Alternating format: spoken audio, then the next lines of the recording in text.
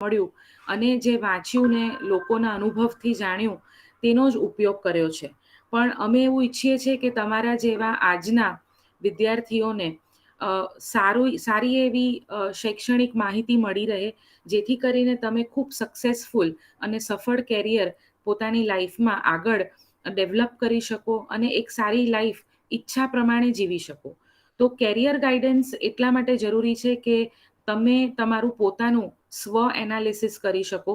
તમને ઘણી બધી ઇન્ફોર્મેશન ઘણા બધા કોર્सेसની મળી રહે, તો એના બેઝ પર તમે તમારા જે પણ લાઇકિંગ્સ અને ડિસલાઇકિંગ્સ છે, ગમતા વિષયો અને નહીં ગમતા વિષયો, એનું એપ્રોપ્રિએટ યોગ્ય ચયન કરી શકો અને એના માટેની એક ક્લેરિટી ઊભી થાય. એ ક્લેરિટી ઊભી થાય તો તમે આગળ જઈને કયા વિષયોમાં આપણે આપણું કેરિયર બનાવવું એના માટેનો નિર્ણય, ચોક્કસ નિર્ણય લઈ શકો. તો નિર્ણય લેવા માટે જો કન્ફ્યુઝ રહીશું તો એમાં આપણને સાચો નિર્ણય, યોગ્ય નિર્ણય નહીં લેવાય. ભૂલ પડશે તો કાયમી ધોરણે કેરિયરમાં એક મન દુઃખ રહી જશે કે મેં આ ડિસિઝન વ્યવસ્થિત લીધું નહોતું. તો સ્ટ્રેટેજી બનાવવા માટે ઘણું બધું કોર્सेसની અને ઘણી બધી સંસ્થાઓની માહિતી આપની પાસે હોવી જોઈએ. તમને કોર્सेस અને વિષયોના જ્ઞાનની જરૂર છે કે કયા વિષયો તમને ઉપલબ્ધ હોય 12મા ધોરણ પછી, જેની મદદથી તમે આગળ જઈને પોતાના વિષયો, ગમતા વિષયોનું ચયન કરીને ખૂબ જ સફળ કેરિયર બનાવી શકો. તો આજે અમે તમારા માટે એવા જ થોડા વિષયો લઈને આવ્યા છીએ કે જે ખૂબ નવા વિષયો છે, છતાં એની માહિતી વિદ્યાર્થીઓને બહુ જ ઓછી હોય છે અને જેમાં કેરિયર બનાવવો તો તમે ખૂબ જ આગળ જઈને સફળ થશો.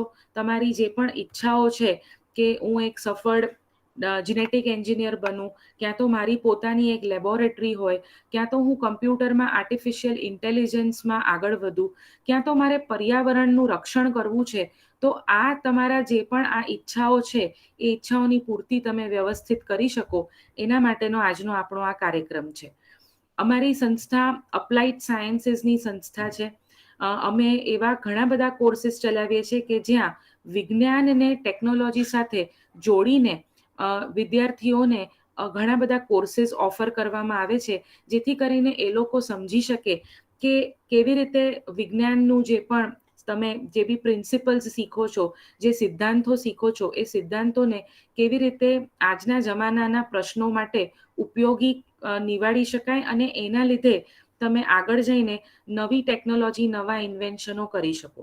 તો અપ્લાઇડ સાયન્સીસની આ સંસ્થા ખૂબ જ જૂની અને જાણીતી સંસ્થા છે. આપણા શહેરના અઠવા લાઇન્સ એરિયામાં સ્થિત 108 વર્ષ જૂની સાર્વજનિક એજ્યુકેશન સોસાયટીની એક સંસ્થા, અમારી સંસ્થા શ્રી રામકૃષ્ણ ઇન્સ્ટિટ્યૂટ છે, જે છેલ્લા 20 વર્ષથી 12મા ધોરણ પછી બીએસસી અને એમએસસી કોર્सेस બાળકોને ઓફર કરે છે. અને આનું મને કહેતા ખૂબ જ આનંદ અને ગર્વની લાગણી અનુભવ કરીએ છીએ કે આપણા અત્યારના પ્રાઇમ મિનિસ્ટર શ્રી નરેન્દ્રભાઈ મોદી, તેઓના વરદ હસ્તે અમારું અત્યારે જે હાલ કોલેજનું બિલ્ડિંગ છે એ સ્થાપવામાં આવ્યું હતું. એનું ઉદ્ઘાટન સાહેબ શ્રી દ્વારા કરવામાં આવ્યું હતું અને અત્યારે 20 વર્ષથી અમે 1500થી પણ વધારે વિદ્યાર્થીઓ સાથે આ સંસ્થામાં કાર્યરત છીએ. 6 બીએસસી કોર્सेस અને 14 એમએસસી કોર્सेस આ સંસ્થા તમારા માટે લઈને આવી છે, જેની માહિતી આગળ જતાં અમે તમને આજના કાર્યક્રમમાં પૂરતી પાડશું. અમારી સંસ્થાની ખાસિયત શું છે? તો ખાસિયત એ છે કે અહીંયા તમને જે પણ તમારા કેરિયર માટે જરૂરી છે એ બધું જ એક જ સંસ્થાના અંદર મળી જશે. તમને જે સ્કિલ્સ અને ટ્રેનિંગની જરૂર હોય છે એ સ્કિલ્સ ટ્રેનિંગ તમને અહીંયા મળશે. તમને જે પણ ઇન્ફ્રાસ્ટ્રક્ચરની જરૂર હોય છે, લેબોરેટરીથી લઈને જે પણ કમ્પ્યુટર્સ કે તમને જે સેલ ટિશ્યુ કલ્ચર માટેની વિશેષ લેબોરેટરીઝ, તો એ બધી જ સુવિધાઓ સાથે સજ્જ અમારી સંસ્થા છે. અમે એવું પણ જોઈએ છે કે ખાલી તમારો માનસિક વિકાસ સબ્જેક્ટ વાઇઝ જ ન થાય, પણ તમારો બધી જ પ્રકારનો હોલિસ્ટિક, બધા જ પ્રકારનો વિકાસ થાય. તો એના માટે અમે ઘણા બધા પ્લેટફોર્મ પૂરતા પાડીએ છીએ. ઘણા બધા ઓપોર્ચ્યુનિટીઝ અને કોમ્પિટિશન્સથી લઈને ઇન્ટર્નશિપ્સ અને પ્રોજેક્ટ વર્ક સ્ટુડન્ટ્સને ઓફર કરાવીએ છીએ કે જેથી કરીને એનું ઓવરઓલ ડેવલપમેન્ટ થાય. અમારી પાસે બધા જ કહેતા ખૂબ જ હું પ્રાઉડ ફીલ કરું છું, અભિમાનથી કહી શકું છું કે અમારી પાસે એવો શિક્ષક ગણ છે કે જેઓ હાઈલી ક્વોલિફાઈડ છે, ખૂબ જ એક્સપિરિયન્સ ધરાવે છે. અમારે ત્યાં બધા જ શિક્ષકો પીએચડી નેટસ્લેટ ક્લિયર્ડ છે કે જે યુજીસી માન્યતા પ્રમાણે એક અધ્યાપકની એલિજિબિલિટી ગણાય. તો બધા જ પીએચડી નેટસ્લેટ વાળા શિક્ષકોની સાથે તમારે ભણવાનું થાય જો તમે અમારી સંસ્થા સાથે 12મા ધોરણ પછી જોડાવ છો. અમે ઈચ્છીએ છીએ કે અમારા વિદ્યાર્થીઓ આગળ જઈને સારી જગ્યાઓ પર પોતાની પોઝિશન પામે, તો એટલે અમે ખૂબ સારું પ્લેસમેન્ટ ઓપોર્ચ્યુનિટી પણ બાળકો માટે ક્રિએટ કરીએ છીએ. અને વિવિધ પ્રકારના અમારા સબ્જેક્ટ્સ છે. કયા કયા સબ્જેક્ટ સાથે અમે આ સંસ્થામાં છીએ એ આપણે આગળ જોઈશું. આ થોડા ફોટા છે અમારી સંસ્થાની લેબોરેટરીઝના. આ સેલ ટિશ્યુ કલ્ચર છે કે જ્યાં અમારા વિદ્યાર્થીઓ એનિમલ અને પ્લાન્ટ ટિશ્યુ કલ્ચર, તો પેશી વિદ્યાને રિલેટેડ ઘણું બધું કાર્ય કરે છે.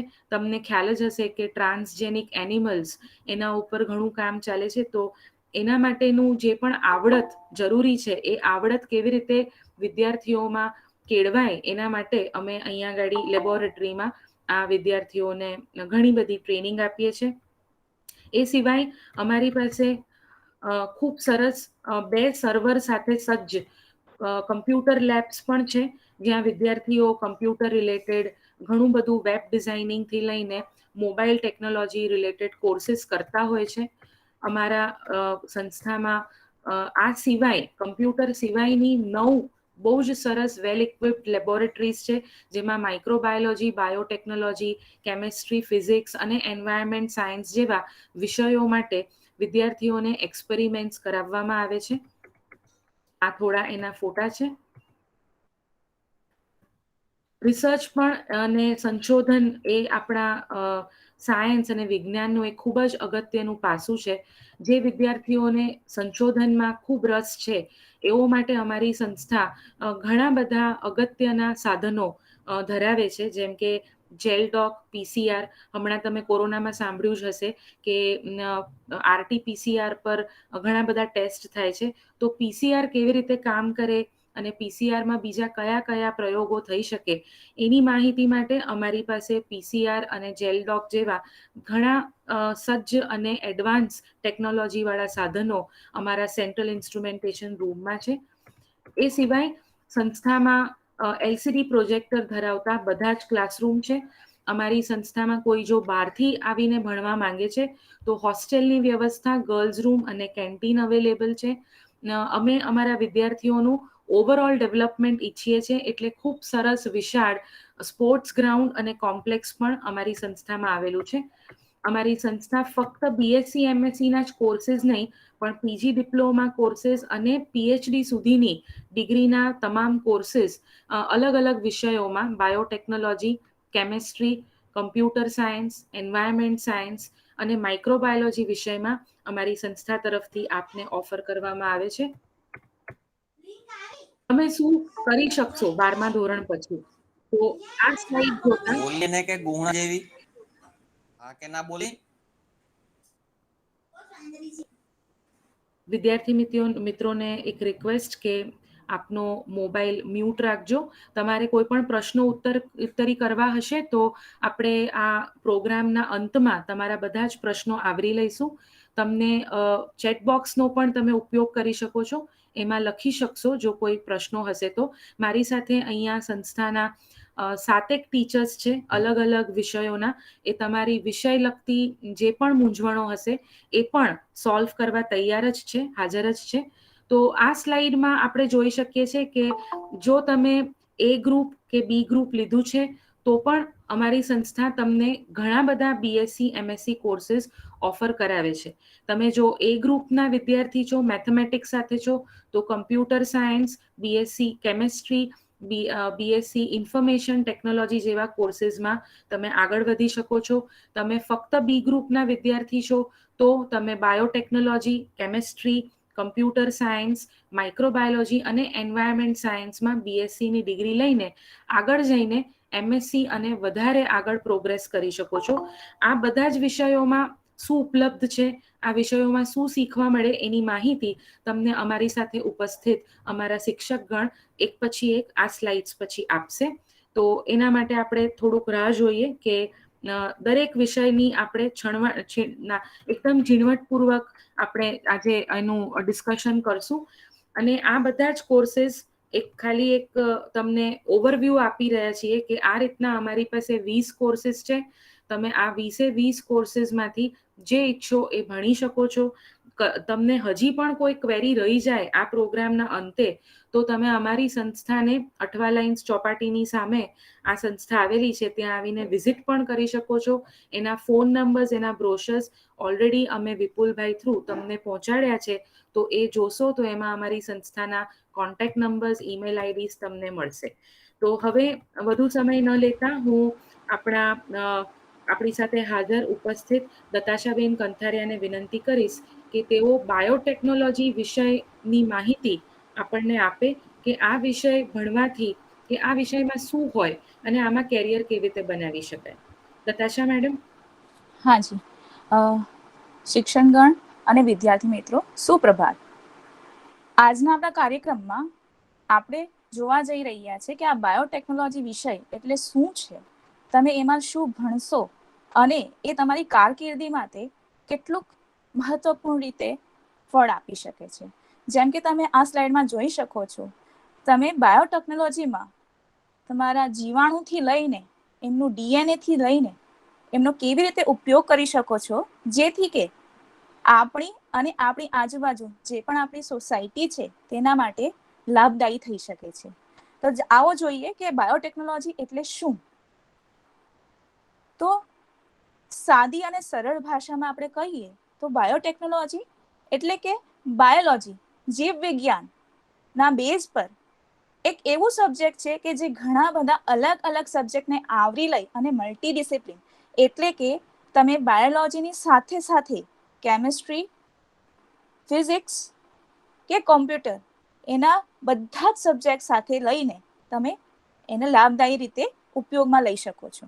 તો એક જ સિમ્પલ ભાષામાં એક કામ કહી શકો કે તમે જ્યાં બાયોલોજી અને ટેકનોલોજીને ભેગું કરી અને તમારે કશુંક ઉપયોગમાં લો છો તો તેને તમે બાયોટેકનોલોજી કહી શકો છો. અને જો સાચી વ્યાખ્યા જોવામાં આવે તો કોઈ પણ જીવ સિસ્ટમ તમે લો છો, બાયોલોજીકલ સિસ્ટમ તમે લો છો અને એની સાથે ટેકનોલોજીથી એવું ડેવલપ કરો છો કોઈ પ્રોડક્ટ કે પ્રોસેસ જે તમારી સોસાયટીને લાભ કરી શકે છે.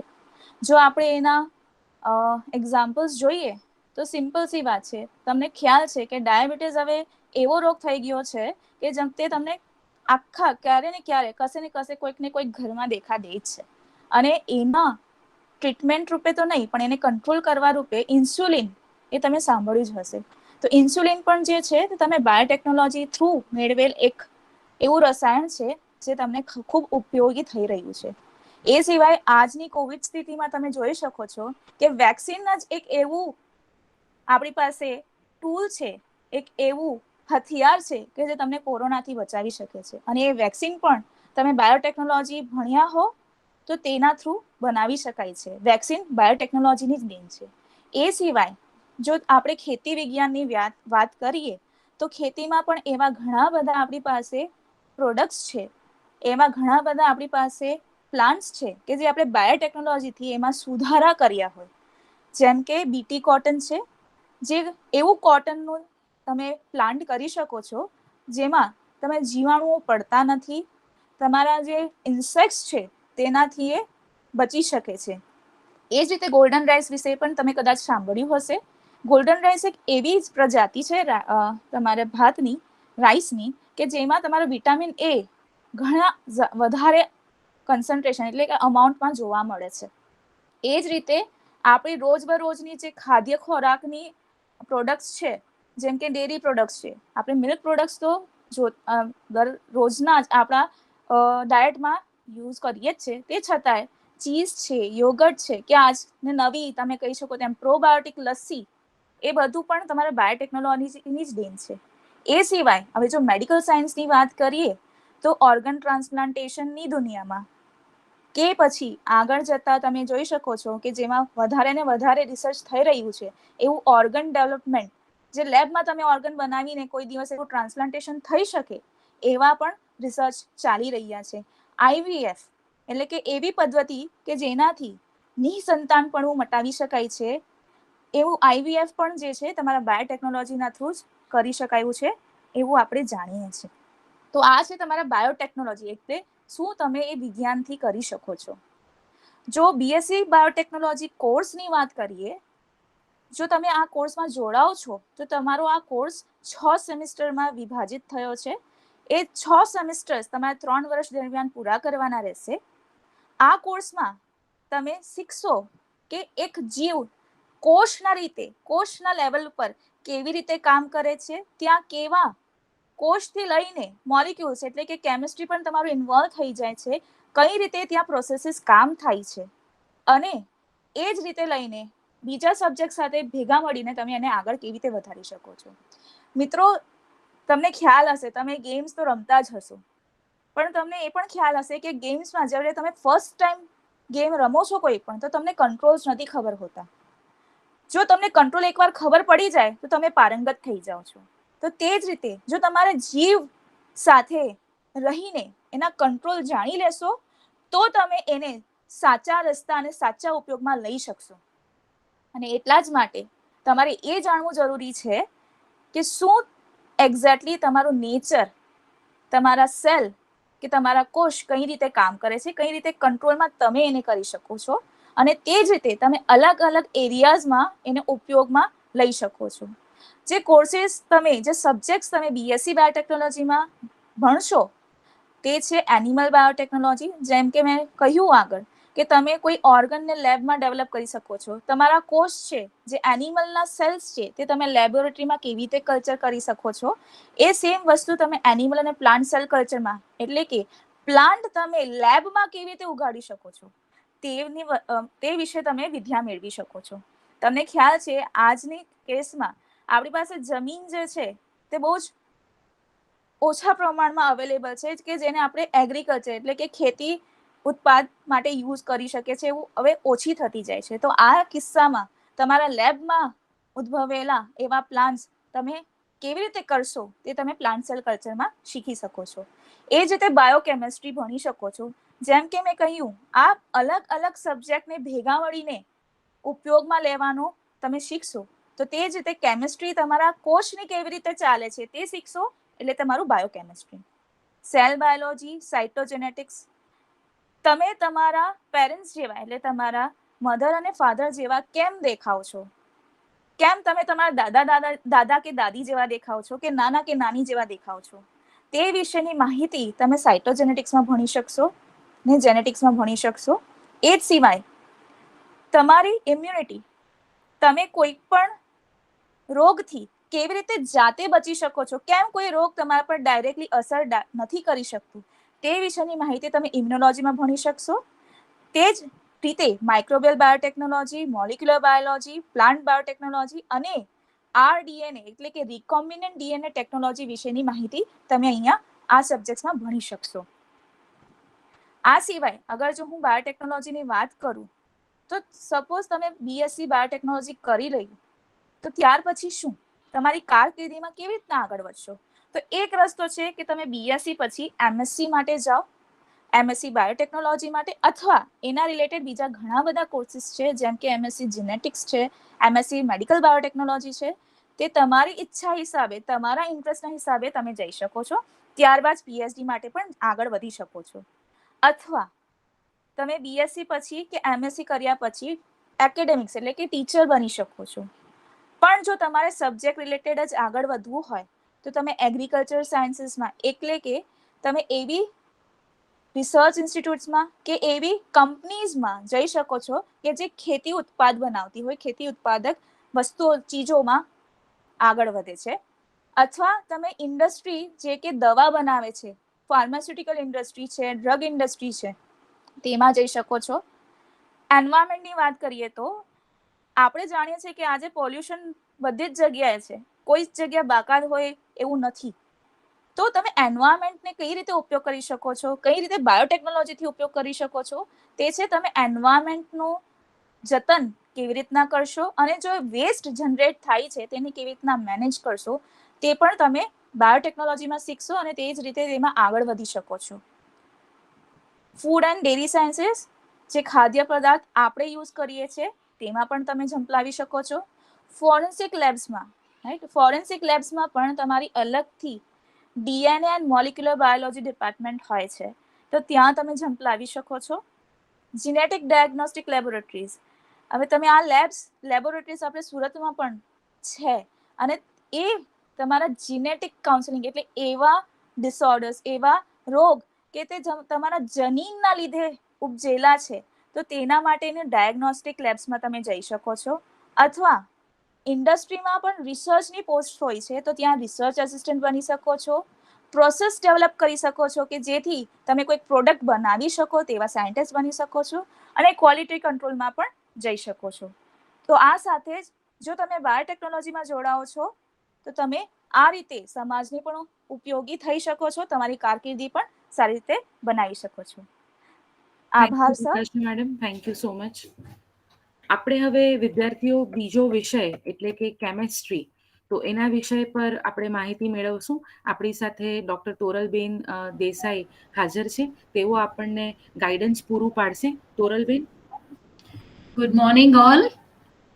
મિત્રો, કેમેસ્ટ્રી, રસાયણશાસ્ત્ર, આમ જુઓ તો રસાયણશાસ્ત્રની ઓળખાણ આપવાની જરૂર નથી, કારણ કે કોઈ પણ વ્યક્તિ જન્મે છે ત્યારથી અને મૃત્યુ પામે છે ત્યાં સુધી, અથવા તો કહું સવારે ઉઠે છે ત્યાંથી રાત્રે સૂવે છે ત્યાં સુધી સતત કેમેસ્ટ્રીના સંપર્કમાં રહે છે. તમે જાણો છો, ઉઠો છો એટલે તમે એક ટૂથબ્રશ હાથમાં લો છો, એક પોલિમર છે. ટૂથપેસ્ટ લો છો, એ પણ એક કેમેસ્ટ્રીનું જ એક તમને મળેલી દેન છે. તો ઇન શોર્ટ આપણે સતત કેમેસ્ટ્રીના સંપર્કમાં તો રહીએ જ છે. તો આના ઉપરથી, મારા આ બે વાક્યો ઉપરથી તમે સમજી શકો છો કે કેમેસ્ટ્રીનું, રસાયણશાસ્ત્રનું આપણા જીવનમાં કેટલું મહત્વ છે. તો કેમેસ્ટ્રીનું જીવનમાં મહત્વ છે તો તમે ચોક્કસ સમજી શકો કે આ કેમેસ્ટ્રીનું અભ્યાસમાં પણ કેટલું મહત્વ હોઈ શકે. તમે જાણો છો કે જ્યારે તમે કોઈ પણ સાયન્સ ભણો છો તો તમારે કોઈને કોઈ સોલ્યુશન્સ, દ્રાવણો બનાવવા પડશે. તમારે કોઈ ટેસ્ટ કરવી હોય તો કોઈ દ્રાવણો બનાવવા પડશે. તમારે પર્યાવરણને સાચવવું હશે તો પણ દ્રાવણો બનાવવા પડશે. અને તમારે જુદી જુદી રસાયણશાસ્ત્રને લગતી કેટલાક પ્રયોગો અને કેટલીક પ્રોસેસો ડેવલપ કરવી પડશે. તો આને માટે તમારે કેટલાક રસાયણશાસ્ત્રના કેટલાક જુદા જુદા વિભાગોનું બેઝિક, મૂળભૂત જ્ઞાન તમારે હોવું જરૂરી છે. તો આ જે બીએસસી કેમેસ્ટ્રીનો જે અભ્યાસક્રમ છે, એમાં તમને કેમેસ્ટ્રીના જ જુદા જુદા વિભાગો, જેવા કે ઓર્ગેનિક કેમેસ્ટ્રી, જેમાં તમે કાર્બન અને કાર્બનને લગતા સંયોજનો સાથેનો અભ્યાસ કરશો, તેમજ ફિઝિકલ કેમેસ્ટ્રી, ઇનઓર્ગેનિક કેમેસ્ટ્રી જેવા મૂળભૂત વિષયો તો ભણશો જ, પરંતુ સાથે સાથે forensic science, green chemistry, polymer chemistry જેવા મૂળભૂત જે આજના સમયમાં અનુરૂપ વિષયો છે, એનું પણ તમને બેઝિક જ્ઞાન આ કોર્સમાં મળશે. મિત્રો, તમે જાણો છો કે આજકાલ પર્યાવરણ પ્રદૂષણ એ એક બહુ જ વાતાવરણમાં આજુબાજુ સંભળાતા શબ્દો છે, પરંતુ તમે જાણો છો કે વિકાસ એ પણ અનિવાર્ય છે. વિકાસ કર્યા વગર જિંદગી શક્ય નથી. જો તમારે આગળ વધવું હોય તો વિકાસ કરવો પડશે જ. તો વિકાસની સાથે સાથે આપણા જીવનને સારું બનાવવાની સાથે સાથે આપણે પર્યાવરણને પણ કેવી રીતે જાળવી શકીએ, તો એને માટે એક નવું શાસ્ત્ર ડેવલપ થયું છે, ગ્રીન કેમેસ્ટ્રી. થોડું તમને ગ્રીન કેમેસ્ટ્રી, બાકીના બધા inorganic chemistry, physical chemistry, organic chemistry જેવા વિષયો વિશે તો 10મા 11મા ધોરણથી તમને માહિતી મળે જ છે. પણ આ ગ્રીન કેમેસ્ટ્રી એક નવો વિષય છે કે જેમાં આ નવી નવી રાસાયણિક પ્રક્રિયાઓ સાથે આપણે પર્યાવરણને કેવી રીતે જાળવી શકીએ એના સિદ્ધાંતોને, નવા સિદ્ધાંતોને વિકાસ કરવામાં આવ્યો છે અને એના વિશે ભણવામાં આવે છે. તો દોસ્તો, આ બીએસસી કેમેસ્ટ્રીનો અભ્યાસક્રમ આપણે ત્યાં જે છે એમાં આ ગ્રીન કેમેસ્ટ્રીનો પણ સમાવેશ કરવામાં આવ્યો છે. એ સાથે સાથે કેમેસ્ટ્રીમાં તમે કમ્પ્યુટરનો ઉપયોગ કેવી રીતે કરી શકો, જે એસેન્શિયલ સ્કિલ ઓફ કમ્પ્યુટિંગ, અને સાથે સાથે કેમી ઇન્ફોર્મેટિક્સ ડ્રગ ડિઝાઇન, આ નવા જે ડ્રગના મોલેક્યુલ્સ છે, કેમિકલ જે સિન્થેટિક ડ્રગ્સ છે, એનું ડિઝાઇનિંગની પ્રોસેસ કઈ રીતે કરી શકાય, આ બધા જ વિષયો તમે જ્યારે બીએસસી કેમેસ્ટ્રી નો અભ્યાસક્રમ તમે લો છો ત્યારે તમને આ બધું શીખવા મળે છે. જે એક જૂનો કોન્સેપ્ટ છે કે બીએસસી કેમેસ્ટ્રી એટલે માત્ર ઓર્ગેનિક કેમેસ્ટ્રી, ઇનઓર્ગેનિક કેમેસ્ટ્રી કે ફિઝિકલ કેમેસ્ટ્રી માત્ર નથી. હવે કેમેસ્ટ્રી વિષયોમાં પણ નવા વિવિધ વિષયો તમને શીખવા મળે છે. તમે જ્યારે બીએસસી કે એમએસસી કેમેસ્ટ્રીના અભ્યાસક્રમો લો છો તો તમે એમાં મેં તમને કહ્યું તેમ પોલિમર સાયન્સ, આજે તો તમે જાણો છો કે આજનો જમાનો પોલિમરનો જમાનો છે. અને આપણે જ્યાં ખાસ કરીને જ્યારે દક્ષિણ ગુજરાતનો જે આખો એક બેલ્ટ છે, એ જે આખી એક આપણી જે ઇન્ડસ્ટ્રીયલ જે એરિયા છે એમાં ટેક્સટાઇલ ઇન્ડસ્ટ્રી ખૂબ જ વિકસિત છે. તમે જાણો છો કે કદાચ આખા ભારત દેશમાં ટેક્સટાઇલ ઇન્ડસ્ટ્રીમાં સુરતનું નામ ખૂબ જ પ્રખ્યાત છે. તો આ જ્યારે કેમેસ્ટ્રીના અભ્યાસક્રમનો તમે વાત કરો છો ત્યારે પોલિમર કેમેસ્ટ્રી અને આ ફાર્માસ્યુટિકલ કેમેસ્ટ્રી અને સાથે સાથે ટેક્સટાઇલ કેમેસ્ટ્રીનો અભ્યાસ પણ એમાં આવરી લેવામાં આવે છે. તો આ બીએસસી કેમેસ્ટ્રીમાં તમે આ બધા વિવિધ વિષયો સાથે તમે માહિતગાર થશો અને આ બધા જ વિવિધ વિષયો તમે ભણશો. હવે તમને ઘણાને પ્રશ્ન થાય છે કે બીએસસી કેમેસ્ટ્રી કર્યા પછી શું? તો મિત્રો, બીએસસી કેમેસ્ટ્રી કર્યા પછી સૌથી સરળ જે વાત છે એ અને સામાન્ય વાત છે કે તમે માસ્ટર ડિગ્રી માટે આગળ વધો. એમએસસી માં તમારા માટે એક સ્પેશિયલાઇઝ થશે. તમે MSc organic chemistry, inorganic chemistry, physical chemistry જેવા કન્વેન્શનલ વિષયો સાથે તો તમે એમએસસી કરી જ શકો છો. પરંતુ તમે બીએસસી કેમેસ્ટ્રી કર્યું હશે તો તમારે માટે MSc forensic science, MSc toxicology, sugar technology કે જેમાં તમને સુગર ફેક્ટરી જેવી ઇન્ડસ્ટ્રીઝમાં તમને નોકરી મળી શકે છે, ડેરી ટેકનોલોજી, ફોરેન્સિક સાયન્સ તમને કહ્યું એમ, એન્વાયરમેન્ટ સાયન્સ. આ ઉપરાંત તમને MSc in medical chemistry, MSc molecular chemistry, MSc in drug chemistry, MSc in બાયોકેમેસ્ટ્રી જેવા વિવિધ પ્રકારના માસ્ટર કોર્સોમાં પણ તમે એલિજિબલ થાવ છો. તમને આ બધામાં પણ તમને પ્રવેશ મળી શકે છે. આ સાથે તમને બીએસસી કેમેસ્ટ્રી કર્યા પછી તમને એવું લાગે કે નહીં, મારે કદાચ પીજીડીએમએલટી કરવું છે, કોર્સ લેબને લગતો કોર્સ કરવો છે, તો તમારું જો બાયોલોજીકલ વિષય કોઈ સબ્જેક્ટ હશે 12મા ધોરણમાં તો તમે બીએસસી કેમેસ્ટ્રી કર્યા પછી પીજીડીએમએલટી માટે પણ તમે એલિજિબલ થાવ છો. આ સાથે જો આપણી સંસ્થાની વાત કરું તો તમે બીએસસી કેમેસ્ટ્રી કરશો તો સાથે એની સાથે આ જ સંસ્થામાં રહીને તમે એમએસસી કેમેસ્ટ્રી ઉપરાંત પીએચડી ડોક્ટરેટ સુધી તમે એક જ આ છત્ર નીચે તમે ડોક્ટરેટની ડિગ્રી પણ અહીંયા મેળવી શકો છો. આગળ તમને મેડમે જેમ કહ્યું એમ આ એક એવી સંસ્થા છે કે જેમાં લગભગ બધા જ શિક્ષકો ક્યાં તો નેટ સ્લેટ પાસ છે, ક્યાં તો પીએચડી થયેલા છે. તો આ તમને બીએસસી કેમેસ્ટ્રી અને એમએસસી વિશે મેં થોડુંક તમને માહિતી આપી. દોસ્તો, તમને કહું કે આવનારો સમય બેઝિક સાયન્સનો સમય છે, એપ્લાઇડ સાયન્સનો સમય છે. ડોક્ટરો અને એન્જિનિયરની જરૂર તો છે જ, પણ સાથે બેઝિક સાયન્સ વાળા વિદ્યાર્થીઓ માટે ખૂબ મોટી આગળ પોટેન્શિયલ છે, ખૂબ મોટું વિશ્વ ખુલ્લું છે. તો આ વિશે તમે ચોક્કસ વિચારી શકો છો. આ બાબતમાં તમને કોઈ પણ પ્રશ્ન હોય તો તમે ચેટ બોક્સમાં ક્યાં તો તમે અનમ્યુટ થઈને પૂછી શકો છો. Thank you so much. Thank you Toralben. વિદ્યાર્થી મિત્રો, આપણે તમારા પ્રશ્નો સેશનના અંતમાં લઈશું. તમે ચેટ બોક્સમાં ટાઈપ કરી શકો છો, નહીતર છેલ્લે અનમ્યુટ થઈને પૂછી શકશો. આપણે આગળ વધીએ અને બીજા એક વિષયની માહિતી પ્રાપ્ત કરીએ.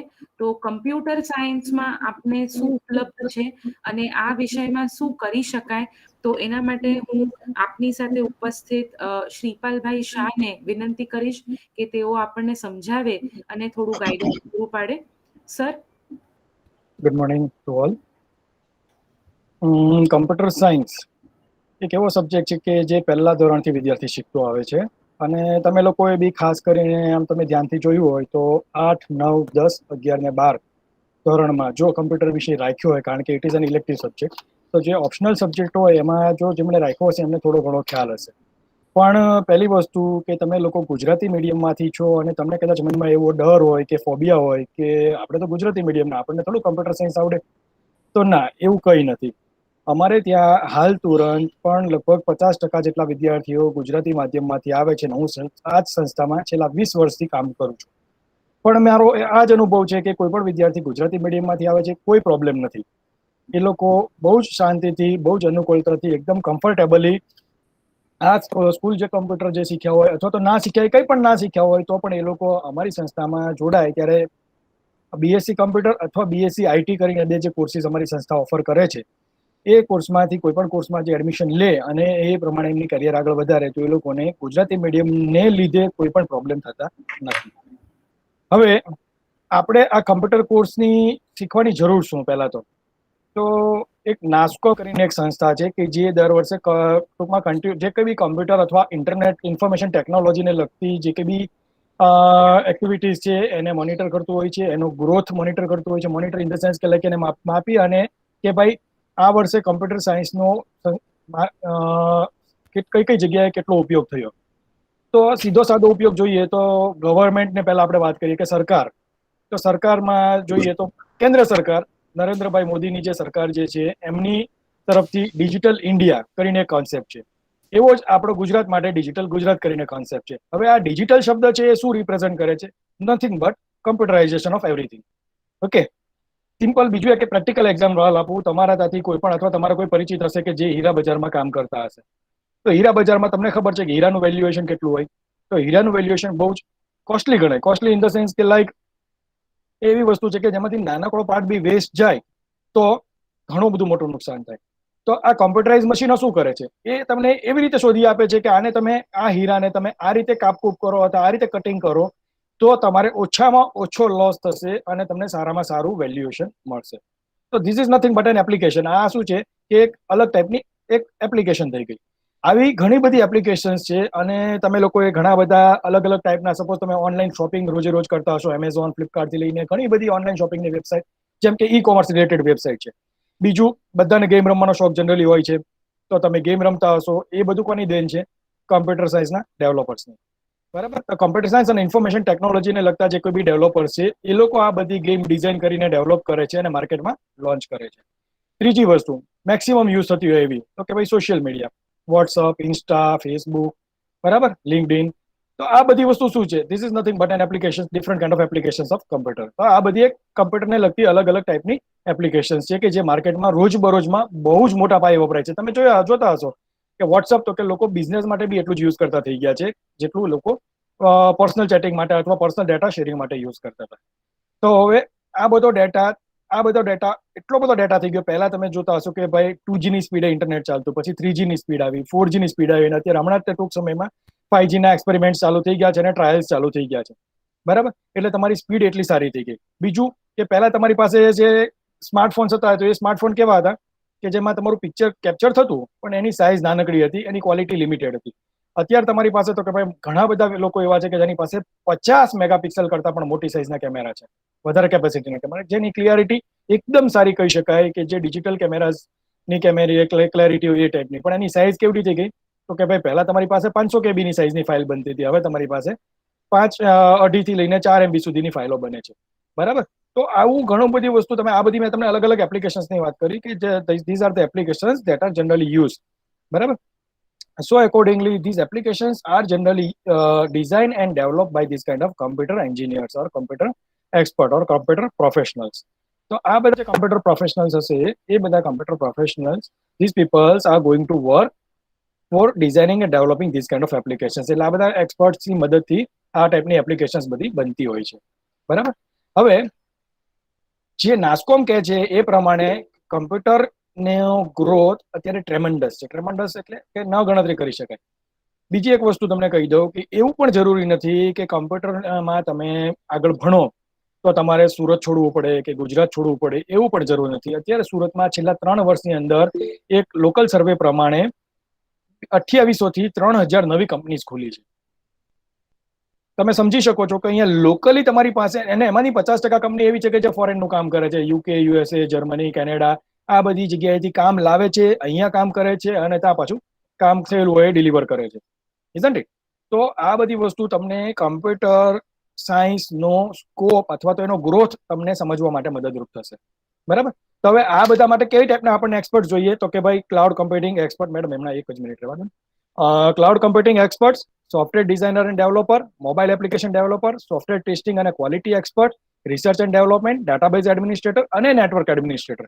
તો આ બધા વ્યક્તિઓનું કામ અલગ અલગ કેટેગરી પ્રમાણે અલગ અલગ પ્રકારનું હશે. પહેલા જે સપોઝ કહીએ તો ક્લાઉડ કમ્પ્યુટિંગ એક્સપર્ટ, તો આ બધો આટલો બધો ડેટા તમારે અત્યારે હવે ધીમે ધીમે નાઉ તો everyone is moving towards the cloud. બરાબર. તો ક્લાઉડમાં શું કામ જઈ રહ્યા છે? તો કે એના ઘણા બધા ફાયદાઓ છે.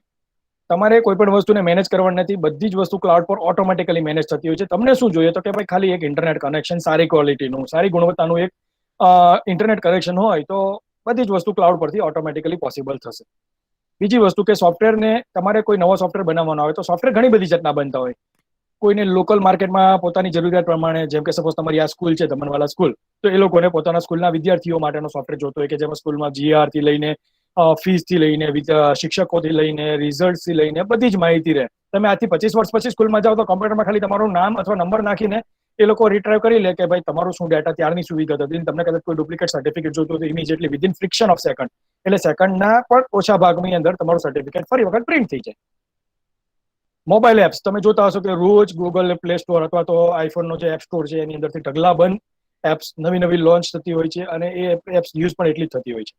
આ બધી એપ્સ બનાવવા માટે સપોઝ તમને એમ થાય કે મારે ડિઝાઇન સોફ્ટવેર ડેવલપર બનવું છે અથવા મને કોડિંગ કરવું છે, કોડિંગ નથી કરવું ગમતું, તો પણ એની માટે સોફ્ટવેર ટેસ્ટિંગ છે, સોફ્ટવેર ક્વોલિટી એશ્યોરન્સ છે, પછી સાયબર સિક્યોરિટી છે, નેટવર્ક એડમિનિસ્ટ્રેટર છે, ડેટાબેઝ એડમિનિસ્ટ્રેટર છે. આ બધા ફિલ્ડ્સ એવા છે કે જેની અંદર તમારી કોડિંગની ઓછી જરૂર પડશે, અથવા તો આ રિસર્ચ એન્ડ ડેવલપમેન્ટનું જે ફિલ્ડ છે એની અંદર પણ તમે આ વસ્તુમાં આગળ વધી શકો છો. તો આ બધા એવા ફિલ્ડ છે કે જેની અંદર તમે તમારી પોતાની કેરિયર બનાવી શકો છો. Next madam please.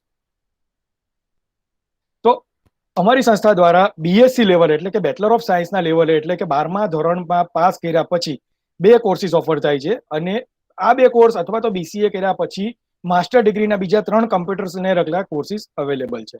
તો આ 2 કોર્સ માટે તમારી એલિજિબિલિટી શું હોવી જોઈએ? પહેલા તો જેમ નેહલ મેડમે શરૂઆતમાં તમને કીધું એ પ્રમાણે કે તમારું 12મું ધોરણ પાસ હોવું જરૂરી છે.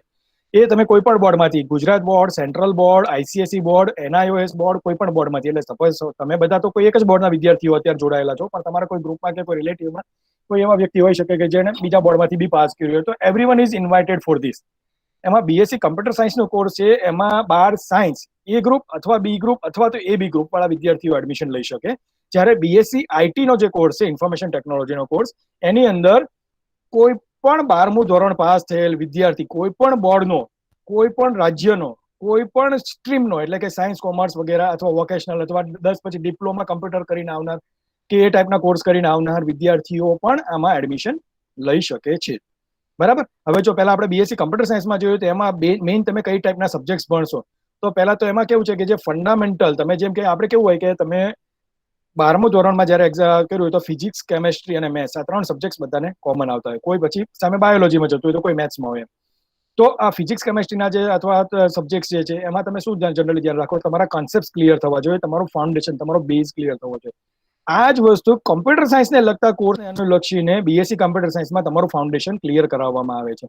હવે તમે જ્યારે 11મા 12મા ધોરણ સુધી કમ્પ્યુટર સબ્જેક્ટ જો રાખ્યો હોય અને ભણ્યા હોય તો એમાં તમે જોયું હશે કે અલગ અલગ ટાઈપની પ્રોગ્રામિંગ સ્કિલ્સ પણ એકદમ બેઝિક લેવલની, એકદમ પ્રિલિમિનરી લેવલની, પ્રાઇમરી જે હોય શરૂઆતનું એ ટાઈપનું તમને શીખવવામાં આવે છે અને એની સાથે થોડી એની એપ્લિકેશન્સ પણ બતાવવામાં આવે છે. જેમ કે તમે આમાંથી ઘણા સિમ્પ્લિક સ્ટુડિયો અથવા તો GIMPમાં કે જાવામાં કે એ રીતે નાના મોટા પ્રોગ્રામ્સ બનાવ્યા છે. કોઈ પાયથનમાં બી થોડું ઘણું કામ કર્યું હશે. એ પછી બીજો એક સબ્જેક્ટ છે ડેટા સાયન્સ અને આર્ટિફિશિયલ ઇન્ટેલિજન્સ. તમે લોકો મોબાઈલમાં ચેસ રમો તો મોબાઈલમાં ચેસમાં એક બાજુ તમે રમો છો અને બીજી બાજુ તમારી સામે મોબાઈલ અથવા તો કમ્પ્યુટર રમે છે. તો એ કમ્પ્યુટર કેવી રીતે પોતાની મૂવ નક્કી કરશે? તો એ આર્ટિફિશિયલ ઇન્ટેલિજન્સની દેન છે. બરાબર? તો આ ટાઈપનું વર્ક તમારું હોઈ શકે. Data science, data mining, data warehousing, આને લગતા બી કોર્સિસ ઘણા બધા તમારે આમાં સાથે સબ્જેક્ટ કવરઅપ થશે. પછી એમ્બેડેડ સિસ્ટમ અને આઈઓટી. આનું એક સિમ્પલ એક્ઝામ્પલ આપું તો સપોઝ તમારામાંથી કોઈના ફાધર હોય, ઘરેથી નીકળે છે અને ઓફિસ પહોંચવાના છે થોડી વારમાં, તો ઘરેથી નીકળ્યા ત્યારે જ એને મોબાઈલથી પોતાના ઓફિસનું એસી ઓન કરી દીધું કે જેથી એ 10 મિનિટ પછી ઓફિસ પહોંચશે તો એની ઓફિસ એકદમ ઠંડક વાળી સરસ મજાની કુલ થઈ ગઈ હશે. તો this is an what you can say like an example of internet of things. IoT નું એક એક્ઝામ્પલ આપણે કહી શકીએ. મોબાઈલ એપ્લિકેશન ડેવલપમેન્ટ મેં તમને જસ્ટ હમણાં થોડી વાર પહેલા કીધું એ પ્રમાણે કે ડિફરન્ટ કાઇન્ડ ઓફ એપ્લિકેશન્સ, એમાંની ઘણી બધી કમર્શિયલ એપ્લિકેશન હોય છે. કમર્શિયલ એટલે કે વ્યવસાયને લગતી એપ્લિકેશન્સ હોય છે, ઘણી બધી સોશિયલ મીડિયાને લગતી હોય છે, ઘણી બધી કોઈ સ્પેસિફિક ટાસ્કને લગતી હોય છે. સપોઝ તમારી સ્કૂલમાં અથવા તો જેમ કે અમારી કોલેજમાં પણ આ રીતની એપ્લિકેશન્સ યુઝ થઈ શકે. તો આ બધી વસ્તુ એમાં આવશે. પછી આ સોફ્ટવેર એન્જિનિયરિંગ કરી એક સબ્જેક્ટ છે કે જે તમારી આખી સોફ્ટવેર બનાવવા માટેની પ્રક્રિયાને સમજવા માટે બહુ જરૂરી સબ્જેક્ટ છે, જેમાં સોફ્ટવેર ડેવલપમેન્ટનું કમ્પ્લીટ લાઈફ સાયકલ આવી જાય છે. અને એ લાઈફ સાયકલ તમે સ્ટડી કરો એટલે તમને ખબર પડે કે સોફ્ટવેરને લગતા કયા કયા ફેઝિસ અથવા તો કયા કયા ભાગમાંથી તમારે પસાર થવું પડે તો તમારો આખો સોફ્ટવેર તૈયાર થાય. જેમ કે સોફ્ટવેર બનાવવાની શરૂઆતથી લઈને સોફ્ટવેર તમે લોન્ચ કરી દીધો, ડેપ્લોય કરી દીધો, ત્યાં સુધીની બધી જ વસ્તુ આમાં કવરઅપ થશે. પછી કમ્પ્યુટર ગ્રાફિક્સ એનિમેશન. તો આની અંદર તમારું augmented reality, virtual reality, simulations, આ બધી વસ્તુની સાથે બી તમે એને કોરિલેટ કરી શકો. જેમ કે સપોઝ કોઈ ડોક્ટરને કોઈ ગોઠણનું ઓપરેશન કરવું છે તો કેવી રીતે ઓપરેશન કરશે? તો એની ટીમને આગલા દિવસે સમજાવશે. કેવી રીતે સમજાવશે? તો કે આખું વિડીયોની મદદથી અથવા તો એનિમેશનની મદદથી આખું સમજાવી શકે કે આ એપ્લિકેશન કઈ રીતે કાલે આપણે કઈ જે ઓપરેશન કરવાનું છે તો એમાં કઈ રીતનું આપણું ટાસ્ક હશે, ક્યાં કઈ વસ્તુ નીકળશે, ક્યાં કઈ વસ્તુ લાગશે, કઈ કઈ વસ્તુનું ધ્યાન રાખવાનું છે, આખી એક મૂવી, એનિમેટેડ મૂવીના થ્રુ બતાવી શકશે. આવું જ સપોઝ તમારે કોઈ ઘર નવું બનાવવું છે તો ઘર બનાવતા પહેલા તમારું ઘર બન્યા પહેલા કેવું દેખાશે એ તમે આખું વિઝ્યુઅલાઇઝ કરી શકો. અંદર કઈ કરેક્શન ચેન્જીસ તમને ધ્યાનમાં આવતા હોય તો તમે કરી શકો. આ બધી વસ્તુ કરવા માટે તમારે અલગ અલગ પ્રોગ્રામિંગ લેંગ્વેજ શીખવી પડે. તો જાવા, .NET, PHP, પાયથન, આ બધી બેઝિક લેવલની પ્રોગ્રામિંગ લેંગ્વેજ છે. C અને C++ તમે શીખીને આવ્યા છે એટલે અમે એના પર થોડું હવે ઓછું વેટેજ આપીએ છીએ અને MBA એ પ્રોગ્રામિંગ લેંગ્વેજનો હવે ધીમે ધીમે યુઝ CUI ના બેઝ પ્રમાણે થોડો ઓછો થતો ચાલે છે. એટલે તમારે જ્યારે બેઝ કોર કમ્પ્યુટર સાયન્સ પર જવું હોય ત્યારે તમે આ બાજુ એટલે કમ્પ્યુટર સાયન્સ ફિલ્ડને સિલેક્ટ કરી શકો. અને એના માટે એલિજિબિલિટી મેં તમને કીધી એ પ્રમાણે A ગ્રુપ અથવા B ગ્રુપ અથવા A અને B ગ્રુપ વાળા વિદ્યાર્થીઓ, એટલે કે મેથ્સ, બાયોલોજી અથવા બંને, બરાબર, પણ કોઈ પણ 12 સાયન્સનો વિદ્યાર્થી કોઈ પણ બોર્ડનો વિદ્યાર્થી હશે, સેન્ટ્રલ બોર્ડનો હશે તો પણ ચાલશે, ગુજરાત બોર્ડનો હશે તો પણ ચાલશે. બંને ટાઈપના વિદ્યાર્થીઓ આ કોર્સ માટે એલિજિબલ છે. તો આ કોર્સના એડમિશન માટે એ લોકો એપ્લાય કરી શકે છે. જ્યારે BSc IT કોર્સ છે એ કોર્સ એવો છે કે જેના માટે બંને કોર્સમાં સાયન્સ અને કોમર્સ એ પ્રમાણે, એટલે સાયન્સના તો બધા જ ગ્રુપ મેં તમને કીધું એ પ્રમાણે આવી ગયા, પણ કોમર્સમાં જે સ્પેસિફિકલી જે કોમર્સના વિદ્યાર્થીઓ છે એ લોકો માટે પણ આ કોર્સ અવેલેબલ થશે. તો એની અંદર તમે જે શીખો છો તો એમાં વધારે ટેકનોલોજી ઓરિએન્ટેશન એટલે કે મેઇન બેઝિક એપ્લિકેશન ડેવલપમેન્ટ, જે પ્રોગ્રામિંગ સ્કિલ છે એના પર થોડું વધારે ભાર આપવામાં આવે છે. એમાં BSc IT અને BSc IT કર્યા પછી જો આગળ તમને રસ હોય તો MSc IT કોર્સ પણ અહીંયા આગળ અવેલેબલ છે કે જેમાં તમે આગળ કન્ટિન્યુ સ્ટડી કરી શકો. કોઈને એમ થાય કે મારે MSc IT નથી કરવું પણ મને તો સ્પેસિફિકલી પ્રોગ્રામિંગમાં જ રસ છે તો એ લોકો વેબ અને મોબાઈલ ડેવલપમેન્ટ કરીને પણ એક માસ્ટર્સનો કોર્સ આવે છે કે જેની અંદર એ લોકો પોતાની કેરિયર બનાવી શકે. એ જ રીતે સપોઝ તમે જે હમણાં મેં સમજાવ્યું એ પ્રમાણે BSc કમ્પ્યુટર સાયન્સ કર્યું છે અને પછી એમાં તમારે આગળ વધવું છે તો એના માટે એડવાન્સ કમ્પ્યુટિંગ કરીને એક આવે છે. તો MSc વિથ એડવાન્સ કમ્પ્યુટિંગ કરીને કોર્સ છે કે જેની અંદર BSc કમ્પ્યુટર સાયન્સ અથવા તો BSc IT વાળા વિદ્યાર્થીઓ આમાં એડમિશન લઈને પોતાની કેરિયર આગળ બનાવી શકે. પછી બિગ ડેટા. સપોઝ બિગ ડેટાની વાત કરીએ તો big data is nothing but large amount of data. કારણ કે અત્યારે મેં તમને કીધું કે 3 વસ્તુ, વોલ્યુમ, વેલોસિટી અને varieties. Volume in the sense like બલ્કમાં ડેટા તમારી પાસે, વેલોસિટી દેટ મીન્સ મેં તમને કીધું એ પ્રમાણે 2G માંથી આપણે 5G પર પહોંચી ગયા છીએ, અને વેરાયટીઝ દેટ મીન્સ પહેલા ખાલી આપણે ટેક્સ્ટ ડેટા સાથે કામ કરતા, અત્યારે ટેક્સ્ટ, PDF, JPG, GIF, તમને જે મન પડે બધી ટાઈપના ડેટા તમે વોટ્સઅપમાં જોતા હશો. તો એ બધો જ ડેટા તમારો આના થ્રુ તમે મેનેજ કરી શકશો. તો that is related to big data. અને આ ડેટાને મેનેજ કઈ રીતે કરવો એમાં આવશે. પછી ડિજિટલ માર્કેટિંગ અને SEO. તો અત્યારે માર્કેટિંગથી લઈને એટલે કે જે કંઈ બી તમારી પબ્લિસિટી છે, માર્કેટિંગ છે, એને લગતા એપ્લિકેશન્સ માટેનું વર્ક કરવાનું છે તો એ વસ્તુ તમે આમાં કરી શકશો. અને SEO that is search engine optimisation. Generally આપણી બધા પાસે એક જ વસ્તુ છે કે કોઈને કંઈ ના સમજણ પડે, ચલો ગૂગલમાં જોઈ લો, ગૂગલને પૂછી લો. સો એવરીવન ઇઝ યુઝિંગ ગૂગલ દેવતા. ઓકે, બધા જ ગૂગલનો યુઝ કરે. તો SEO શું કરે છે કે હું એમ વિચારું કે મારી પ્રોડક્ટ અથવા મારી દુકાન અથવા મારી માર્કેટિંગની જે સ્ટ્રેટેજી છે એ પ્રમાણે કોઈ પણ ગૂગલમાં સર્ચ કરે તો પહેલા પેજ પર મારું નામ આવવું જોઈએ. કારણ કે જનરલી લોકોની કેવી મેન્ટાલિટી હોય કે ગૂગલમાં લખે ને જે શરૂઆતમાં ઉપર દેખાય, કોઈ સ્ક્રોલ ડાઉન નહીં કરે, કોઈ બીજા પેજ પર નહીં જાય, પણ જે પહેલા પેજ પર જે આગળ દેખાય એમાંથી ક્લિક કરીને પોતાનું કામ પતાવી દે. તો એસઈઓ શું કરે છે કે how you can move your data from, તમારો ડેટા જે છે એ તમારો ડેટા કેવી રીતે તમે એને મૂવ કરી પહેલા પેજ પર બતાવી શકો એ વસ્તુ એમાં કરી શકો. અને બાકીની વસ્તુ મેં તમને કીધી એ પ્રમાણે તમે અંદર આ જે java.net PHP ઓલરેડી મેં તમને કહી દીધું છે. નેક્સ્ટ પર જઈએ મેડમ. બરાબર. હવે આ બીએસસી કમ્પ્યુટર કર્યા પછી તમારી પાસે શું સ્કોપ અને શું ફ્યુચર ઓપોર્ચ્યુનિટીઝ છે. તો બીએસસી કમ્પ્યુટર કર્યા પછી generally students are opting master degree. Generally master degree સાથે સાથે જોબ કરતા હોય છે અથવા તો માસ્ટર ડિગ્રી જનરલી કરી લેતા હોય છે. તો બીએસસી કમ્પ્યુટર કર્યા પછી data scientist, web mobile application developer, data administrator, software engineer, developer અથવા ટેસ્ટર, નેટવર્ક મેનેજમેન્ટને લગતું આઈટી ડેવલપમેન્ટ અને સપોર્ટમાં કામ કરી શકે, એજ્યુકેશન અને ટ્રેનિંગમાં જઈ શકે, કન્સલ્ટેશનમાં જઈ શકે, સેલ્સમાં જઈ શકે. તો આ બધા ઓપ્શન્સ બીએસસી કમ્પ્યુટર સાયન્સ પછીના અવેલેબલ છે. જ્યારે બીએસસી આઈટીની અંદર તો કે ભાઈ વેબ અને મોબાઈલ એપ્લિકેશન ડેવલપર બની શકે, ડેટાબેઝ એડમિનિસ્ટ્રેટર બની શકે, બિઝનેસ અને ટેકનિકલ સિસ્ટમ ડેવલપર બની શકે. એમાં સ્પેસિફિક સપોઝ આપણે પાસે નજીકમાં જજીરા પટો છે, જજીરામાં તમે રિલાયન્સ, એનટીપીસી, શેલ, કોઈ પણ ક્રિપ્કો કોઈ પણ કંપની લઈ લો તો એ લોકોને લગતી જે મોટી મોટી લાર્જ સ્કેલ એપ્લિકેશન અથવા તો ઈઆરપી જેને કહીએ એન્ટરપ્રાઇઝ રિસોર્સ પ્લાનિંગ, એને લગતી સિસ્ટમ્સ બનાવી હોય તો એમાં પણ તમે તમારું યોગદાન આપી શકો એઝ અ ડેવલપર. તમારી આખી જિંદગી નીકળી જાય એટલું કામ એ લોકો પાસે હોય છે કે જેની અંદર તમે ડેઈલી રોજનું તમે 6 થી 8 કલાક કામ કરો તો પણ તમે આરામથી શાંતિથી એને પૂરું કરી શકો વ્યવસ્થિત રીતે, સ્ટેપ બાય સ્ટેપ. કારણ કે આ બધું કામ મોડ્યુલ વાઇઝ થતું હોય છે, ફેઝ વાઇઝ થતું હોય છે, એક સાથે બધું કામ નથી થતું હોતું. પછી નેટવર્ક સપોર્ટ એન્જિનિયર, તો એમાં તમને કીધું પ્રમાણે કે આ બધી વસ્તુ ચલાવવા માટે, ઇન્ટરનેટ ચલાવવા માટે તમને નેટવર્ક માટે કન્ટિન્યુઅસ નેટવર્ક સપોર્ટ જોઈએ. તો એ વસ્તુ તમે આમાં કરી શકો. એ સિવાય આઈટી ડેવલપમેન્ટ, સપોર્ટ અને ટ્રેનિંગની વસ્તુઓ પણ આની અંદર આપણે કવર અપ કરી શકીએ. આની સિવાય અત્યારે તમે રોજબરોજ પેપરમાં વાંચતા હશો કે સાયબર સિક્યોરિટીમાં ખાસ કરીને જરૂર પડતી હોય છે કે રોજ સાયબરને લગતા ફ્રોડ થાય છે. તો સાયબર સિક્યોરિટીમાં તમે તમારી ખુદની કરિયર બનાવી શકો. બહુ જ વિશાળ ઓપોર્ચ્યુનિટીઝ છે સાયબર સિક્યોરિટીની અંદર કે જેની મદદથી તમે તમારી કેરિયર એવી બનાવી શકો કે you can work as a cyber security expert, you can work as a forensic expert, you can work with blockchain, you can work with cyber lose. Okay, તો આ બધા તમારી પાસે અલગ અલગ ઘણા બધા ઓપ્શન્સ ખુલ્લા રહેશે. અને છેલ્લી વસ્તુ તમને કહું કે હા બસ વાંધો નહીં, આવો મેડમ, વાંધો નહીં છે કે આમાં બે વસ્તુ થશે કે જો તમે બીએસસી કમ્પ્યુટર કર્યું હશે અને પછી તમને આગળ એડવાન્સ રિસર્ચમાં વર્ક કરવાનું મન થશે અથવા તો કોઈ એક ઇન્ડસ્ટ્રીઝમાં વર્ક કરવાનું મન થતું હશે તો લોકલ આઈટી ઇન્ડસ્ટ્રીઝ છે, એમએનસી ટાઈપની આઈટી ઇન્ડસ્ટ્રીઝ છે, આઉટસાઇડ ગુજરાત આઈટી ઇન્ડસ્ટ્રીઝ, બધી જગ્યાએ કોઈ પણ જગ્યાએ તમારે નજર દોડાવશો બધી જગ્યાએ તમને સારામાં સારી આઈટી ઇન્ડસ્ટ્રીઝ મળશે.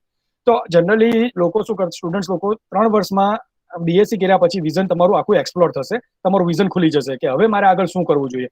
તો એના માટે અમારી પાસે તો ઓલરેડી 3 કોર્સિસ છે કે ભાઈ MSc advance computing, MSc IT, MSc web and mobile technology, આ સિવાય એમસીએ કરીને કોર્સ આવે છે. જનરલી સ્ટુડન્ટ્સ લોકો એમએસસી વધારે પ્રિફર કરતા હોય છે એમસીએ કરતા, બરાબર. અને આઈટીમાં પણ આ જ રીતના કોર્સિસ અવેલેબલ હોય છે કે જેની મદદથી તમે એમએસસી આઈટીને MSc computer, MSc web and mobile ટેકનોલોજીની મદદથી તમે આગળ તમારી પોતાની કેરિયર બનાવી શકો છો. જેની મદદથી શું થાય કે તમે જ્યારે અલગ અલગ ટાઈપની એપ્લિકેશન્સ બનાવવા માંગતા હો તો એના માટે તમારી પ્રોપર સ્કિલ વ્યવસ્થિત ગોઠવાઈ જાય. અને છેલ્લી એક વાત તમને કહું કે સુરતમાં ઘણી બધી કોલેજીસ આઈટીને લગતા કોર્સ ચલાવે છે, ઘણી બધી યુનિવર્સિટી છે, ઘણી બધી કોલેજીસ છે. તો શું કામ એસઆરકેઆઈમાં, શું કામ અમારી સંસ્થામાં આવવું જરૂરી? તો અમારી સંસ્થાના ઘણા યુનિક ફીચર્સ છે. ખાસ કરીને તમે શું ભણો છો એ અગત્યનું છે.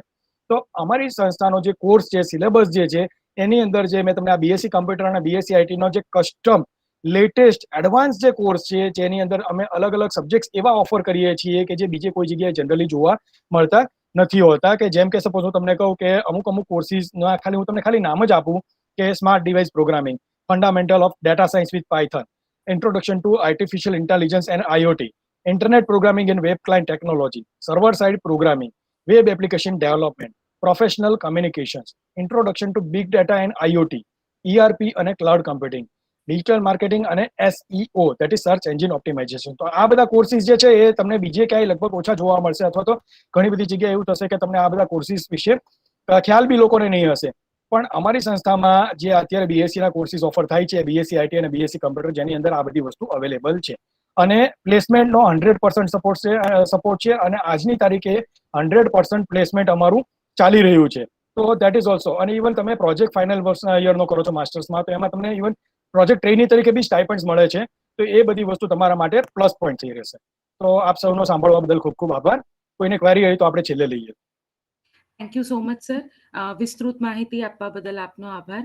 અને આ વાત સાચી છે કે SRKI ક્વોલિટીમાં માને છે, ક્વોન્ટિટીમાં નહીં. તો અમારા અભ્યાસક્રમો અને અમારા શિક્ષકો સતત એના માટે કામ કરતા હોય છે કે વિદ્યાર્થીઓને ક્વોલિટી એજ્યુકેશન મળે અને સ્ટાન્ડર્ડ આપનું જળવાઈ રહે.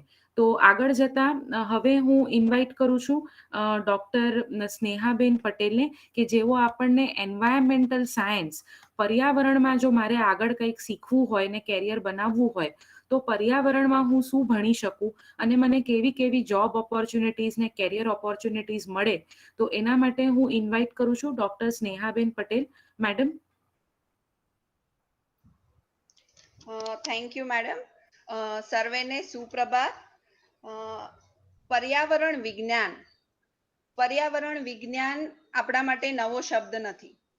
આપણે પૃથ્વી પર આવ્યા એ પહેલાથી પૃથ્વીનું પર્યાવરણ છે જ. ભલે અત્યારે જેવું છે એવું નથી, અલગ હતું, પણ આપણા અસ્તિત્વ પહેલા પણ પર્યાવરણ હતું અને પર્યાવરણના લીધે જ આપણું અસ્તિત્વ છે. આપણે પર્યાવરણ વગર જીવી શકીશું નહીં. કોઈ પણ જીવસૃષ્ટિ પૃથ્વી ઉપર ટકી શકશે નહીં પર્યાવરણ વગર, એ આપણને ખબર છે. અને આજકાલ અગર આપણે જોવા જઈએ તો ક્લાઇમેટ ચેન્જ, ગ્લોબલ વોર્મિંગ, આ બધા શબ્દો ખૂબ વાંચવા મળે છે, ખૂબ ટ્રેન્ડી છે, ટ્રેન્ડમાં છે, કે જે આપણે ઘણી બધી જગ્યા ઉપર પેપર્સમાં, ન્યૂઝમાં વાંચતા હોઈએ છીએ. પ્લસ સાથે સાથે દુનિયાભરના દેશો ગ્લોબલ વોર્મિંગ એક અત્યારે ખૂબ મોટી સમસ્યા થઈ રહી છે. ક્લાઇમેટ ચેન્જ એક મોટી સમસ્યા થઈ રહી છે જે આપણું અર્થ ફેસ કરી રહ્યું છે. તો પૃથ્વી પરના ઘણા બધા દેશો આને કેવી રીતે સોલ્વ કરવું, ક્લાઇમેટ ચેન્જના પ્રોબ્લેમને સોલ્વ કરવું અને આપણા પર્યાવરણને સુરક્ષિત રાખવું, જીવવા લાયક વધારે બેટર બનાવવું, એના માટે કોન્સ્ટન્ટલી પ્રયત્નો કરી રહ્યા છે. હમણાં તમે વાંચ્યું હશે કે બેલ્જિયમમાં પૂર આવ્યું, જર્મનીમાં ખૂબ વધારે પૂર આવ્યું અને ઘણા બધા લોકો મરી ગયા, રાઈટ? સો એવી રીતના દર વખતે કોઈને કોઈ પ્રાકૃતિક આપત્તિ આવી રહી છે જે એક ગ્લોબલ વોર્મિંગ અને ક્લાઇમેટ ચેન્જની અસરથી આવું બધું થઈ રહ્યું છે એવું અત્યારે બધા માની રહ્યા છે. તો પર્યાવરણ વિજ્ઞાન એક અત્યારે ખૂબ ઇમ્પોર્ટન્ટ ફિલ્ડ છે, ખૂબ કામની ફિલ્ડ છે કે જે ઘણા બધા અલગ અલગ, ખાલી ક્લાઇમેટ ચેન્જ કે ગ્લોબલ વોર્મિંગ નહીં, ઘણા બધા અલગ અલગ ક્ષેત્રો કે જે પર્યાવરણ સાથે સંકળાયેલા છે એને કવર કરી લે છે. તો આ એન્વાયરમેન્ટલ સાયન્સ, જેને આપણે પર્યાવરણ વિજ્ઞાન કહીએ છીએ, એ ઘણા બધા અંદર એના પાર્ટ્સ છે. ઇન્ટરડિસિપ્લિનરી ફિલ્ડ આપણે એને કહી શકીએ, કે જેમાં ઇકોસિસ્ટમ અને નેચરલ રિસોર્સિસ, આપણા જે પ્રાકૃતિક તત્વો છે એ, અને ઇકોસિસ્ટમ જેમ કે દરિયાની પોતાની એક જીવન સૃષ્ટિ હશે, ત્યાંના જીવ અલગ હશે, પૃથ્વી પર જે જમીનનો પોર્શન છે એના જીવો અલગ હશે. એવી રીતના અગર લેન્ડ એટલે કે જમીનના પોર્શનની વાત કરીએ તો રણ પ્રદેશના અલગ જીવ સૃષ્ટિ હશે. એવી રીતે આપણે પહાડો પર હિમાલય અને એ બધા સ્નો કવર્ડ માઉન્ટેન્સ જોઈએ, એની અલગ જીવ સૃષ્ટિ હશે. તો ઇકોસિસ્ટમ એના રિલેટેડ આખું કવર કરે છે. નેચરલ રિસોર્સિસ એટલે જે બી આપણા પ્રાકૃતિક તત્વો છે, ખનિજ તત્વો, એ બધું જ આમાં કવર થાય છે. બીજું એક એરિયા છે અર્થ, એટમોસ્ફિયર અને ક્લાઇમેટ ચેન્જ. પૃથ્વી પરનું વાતાવરણ, એને જમીનના લગતા પ્રશ્નો, અર્થ જે સોઇલ સાયન્સ એને આપણે કહી શકીએ, ઓકે, અને ક્લાઇમેટ ચેન્જ, આ બધું જ આમાં એક પાર્ટ તરીકે છે. ડિઝાસ્ટર મેનેજમેન્ટ, અગર કોઈ નેચરલ ડિઝાસ્ટર આવ્યું, કે સુનામી છે કે પછી આવી રીતના પૂર આવી ગયું અચાનક, કે ભૂસ્ખલન થયું, એ ડિઝાસ્ટર જે થાય છે એને કેવી રીતે આપણે ઓછું કરી શકીએ, એને મેનેજ કરી શકીએ, તો એ પણ આ ક્ષેત્રનો એક ભાગ છે. પોલ્યુશન મેનેજમેન્ટ, પોલ્યુશન અત્યારે ખૂબ મોટો પ્રોબ્લેમ છે કે ઇન્ડસ્ટ્રીયલાઇઝેશન થાય છે, સાથે સાથે ઘણું બધું કન્સ્ટ્રક્શન વર્ક થાય છે, અર્બનાઇઝેશન થાય છે, રાઈટ? તો એમાં એ બધી જ પોપ્યુલેશન પણ વધી રહી છે, તો એના લીધે એ બધી એક્ટિવિટીના લીધે પોલ્યુશનનું સ્તર પણ ખૂબ વધી રહ્યું છે. એ આપણને ખબર જ છે. પોલ્યુશન ઓછું કરવા માટે, એન્વાયરમેન્ટલ પોલ્યુશન અવેરનેસ માટે ઘણા બધા પ્રોગ્રામ ચાલી રહ્યા છે, રાઈટ? તો પોલ્યુશન મેનેજમેન્ટ આપણે કેવી રીતે કરી શકીએ અને કેવી રીતે ઓછું કરી શકીએ, એમાં વેસ્ટ મેનેજમેન્ટ પણ અંદર આવે છે. તમે જોતા હશો કે એસએમસી વાળા દર વખતે કચરો લઈ જાય છે ઘરેથી આવીને, તો એ જે બધું વેસ્ટ છે એ બધું કેવી રીતે મેનેજ કરવું, ઇન્ડસ્ટ્રીનું પોતાનું વેસ્ટ હશે એ કેવી રીતે મેનેજ કરવું કે આપણે પોલ્યુશનને ઓછું કરી શકીએ. તો એ પોલ્યુશન મેનેજમેન્ટમાં આવે છે. Jio informatics and remote sensing, આ એક બહુ જ નવી ટેકનોલોજીકલ ફિલ્ડ છે જે પર્યાવરણને લગતી છે. જીઓ ઇન્ફોર્મેટિક્સ એટલે આઈટી ફિલ્ડ થી જે બહારનું જે સ્પેસ છે એ અને અર્થનું જે વેધર છે એ બધું આપણે ઇન્ફોર્મેશન ટેકનોલોજી સાથે કમ્બાઈન કરીને એને કેવી રીતે એને ચેક કરી શકીએ.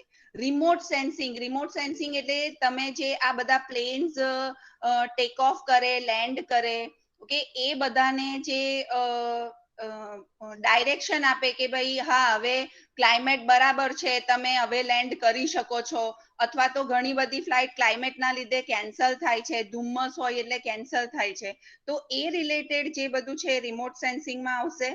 સસ્ટેનેબલ ડેવલપમેન્ટ અને ઇકો ટુરિઝમ. સસ્ટેનેબલ ડેવલપમેન્ટ એટલે આપણે ઓછામાં ઓછી પૃથ્વી પર નુકસાન કરીને લાંબો સમય સુધી એના રિસોર્સિસને કેવી રીતે સાચવી શકીએ. ઇકો ટુરિઝમ એક ખૂબ નવી ઉભરતી ફિલ્ડ છે કે ઇકો ટુરિઝમ સાઇટ તમે સાંભળ્યું હશે, સુરતની આજુબાજુ ઘણી બધી ઇકો ટુરિઝમ સાઇટ છે. લોકો બર્ડ વોચિંગ માટે બી હવે જતા હોય છે, ક્રોકોડાઇલ કાઉન્ટિંગ કે ક્રોકોડાઇલ કાઉન્ટિંગ વોક માટે જતા હોય છે. તો એવા અલગ અલગ ઇકો ટુરિઝમમાં અલગ અલગ એવા કેમ્પ્સ થતા હોય છે કે જ્યાં તમને બર્ડ વોચિંગ કે કોઈ specific animal watching, butterfly parks બની રહ્યા છે, તો એ બધું ઇકો ટુરિઝમમાં આવે છે. Analytical methods and for pollution. કોઈ પણ જગ્યાએ પોલ્યુશન હોય તો એ પોલ્યુશનમાં કયું પોલ્યુટન્ટ છે, કયું એને પ્રદૂષણનું તત્વ છે, એ બધું જ કેવી રીતે ચેક કરી શકાય એ પણ આમાં આવરી લેવાયેલું છે. અને મેડમ નેક્સ્ટ સ્લાઇડ કરશો. એન્વાયરમેન્ટલ લેજિસ્લેશન અને પોલિસીઝ, એ એન્વાયરમેન્ટલ લો, પોલ્યુશનને કંટ્રોલ કરવા માટેનો લો, સાથે સાથે આપણી પ્રકૃતિને મેન્ટેન કરવા માટે નો લો કે સાચવી શકવા માટેનો લો. તમને ખબર છે કે સાગના લાકડા કાપીને લઈ જવા એ ઇલીગલ છે, રાઈટ? કે ડિફોરેસ્ટેશન ઇલીગલ છે. પછી કોઈ પણ તમે ઇકો હેરિટેજ સાઇટ હોય ત્યાંથી તમે સપોઝ કે મોર પીચ હોય તો મોર પીચ તમે લઈને ઘરમાં નેચરલ મોર પીચ કે રાખવાનું કે પછી એને વેચવાનું એ બધું ઇલીગલ છે. તો that is related with environmental legislation અને પોલિસીઝ કે એ એન્વાયરમેન્ટલ લો સાથે એ એનું એ પણ એક મોટું ક્ષેત્ર છે. તો આ બધા જ એરિયાઝ એન્વાયરમેન્ટલ સાયન્સમાં કવર કરેલા છે. અગર બીએસસી એન્વાયરમેન્ટલ સાયન્સ વિષયની વાત કરું, કોર્સની વાત કરું, તો એ 3 વર્ષનો ગ્રેજ્યુએશન લેવલનો કોર્સ છે કે જે 12 સાયન્સ વિથ બાયોલોજી વિષય સાથે પાસ કરેલા સ્ટુડન્ટ્સ હોય એ કરી શકે છે. અગર તમારા કોઈ રિલેટિવમાં 12 સાયન્સ નથી પણ એમણે 2 કે 3 વર્ષનું ડિપ્લોમા કર્યું છે કેમિકલ એન્જિનિયરિંગ, એન્વાયરમેન્ટલ એન્જિનિયરિંગ કે બાયોમેડિકલ એન્જિનિયરિંગ, તો કોઈ સ્ટેટના ટેકનિકલ બોર્ડથી અગર 2 કે 3 વર્ષનું ડિપ્લોમા કર્યું છે 10મા ધોરણ પછી, તો પણ આ કોર્સ માટે એલિજિબલ થઈ શકે છે. આ એક ઇન્ટરડિસિપ્લિનરી ફિલ્ડ છે જેમાં કેમિકલ, બાયોલોજીકલ, ટેકનોલોજીકલ અને ફિઝિકલ સાયન્સ બધા વિષયો આવરી લેવામાં આવેલા છે. અને એના લીધે સ્ટુડન્ટ્સ એન્વાયરમેન્ટ, પર્યાવરણને લગતા ખૂબ મોટા ક્ષેત્રમાં અલગ અલગ જગ્યા પર પોતાનું કેરિયર બનાવી શકે છે. હવે આપણે ફ્યુચર ઓપોર્ચ્યુનિટીઝની વાત કરીએ તો બીએસસી એન્વાયરમેન્ટલ સાયન્સ પછી ઘણા બધા અલગ અલગ ક્ષેત્રો છે કે જેમાં તમે કેરિયર બનાવી શકશો. અગર તમને આગળ ભણવાની ઈચ્છા હોય તો તમે માસ્ટર ઇન એન્વાયરમેન્ટલ સાયન્સ કરી શકો છો, અથવા master in environmental management, MSc in environmental management કરી શકો છો, અથવા MSc in industrial safety and environmental management કરી શકો છો. એની સાથે બીએસસી એન્વાયરમેન્ટલ સાયન્સ કર્યા પછી ક્યાં ક્યાં જોબ ઓપોર્ચ્યુનિટીઝ અવેલેબલ છે, તો પોલ્યુશન કંટ્રોલ બોર્ડ છે, એમાં પોલ્યુશનને મોનિટર કરતી જેટલી બી લેબોરેટરીઝ છે એમાં ફ્યુચર ઓપોર્ચ્યુનિટીઝ છે. પછી ગવર્મેન્ટ સેક્ટરમાં ફોરેસ્ટ ડિપાર્ટમેન્ટમાં, જીઓલોજીકલ સર્વે ડિપાર્ટમેન્ટમાં, પછી મેરીટાઈમ બોર્ડ, પછી વોટર અને સીવેજ સપ્લાય, જે મ્યુનિસિપલ જે સીવેજ વેસ્ટ મેનેજમેન્ટ કરતું હોય અથવા જે વોટર સપ્લાય કરતું હોય એ બધામાં, પછી અર્બન અને રૂરલ પ્લાનિંગમાં અને ટુરિઝમ ક્ષેત્રે, આ બધા ક્ષેત્રે આ વિષયના ગ્રેજ્યુએટ્સને જોબના ચાન્સીસ હોય છે. પછી બોટનિકલ ગાર્ડન અને ઝુઓલોજીકલ પાર્ક, તમને સેન્ચ્યુરીઝ હોય, બોટનિકલ ગાર્ડન્સ હોય, પછી મેં હમણાં કીધું એમ કે બટરફ્લાય પાર્ક્સ બને છે હવે. ઓકે, તો એ બધી જ જગ્યા પર એન્વાયરમેન્ટલ સાયન્સના ગ્રેજ્યુએટ્સને ફ્યુચર ઓપોર્ચ્યુનિટીઝ છે. એન્વાયરમેન્ટલ એનાલિસ્ટ બની શકાય છે.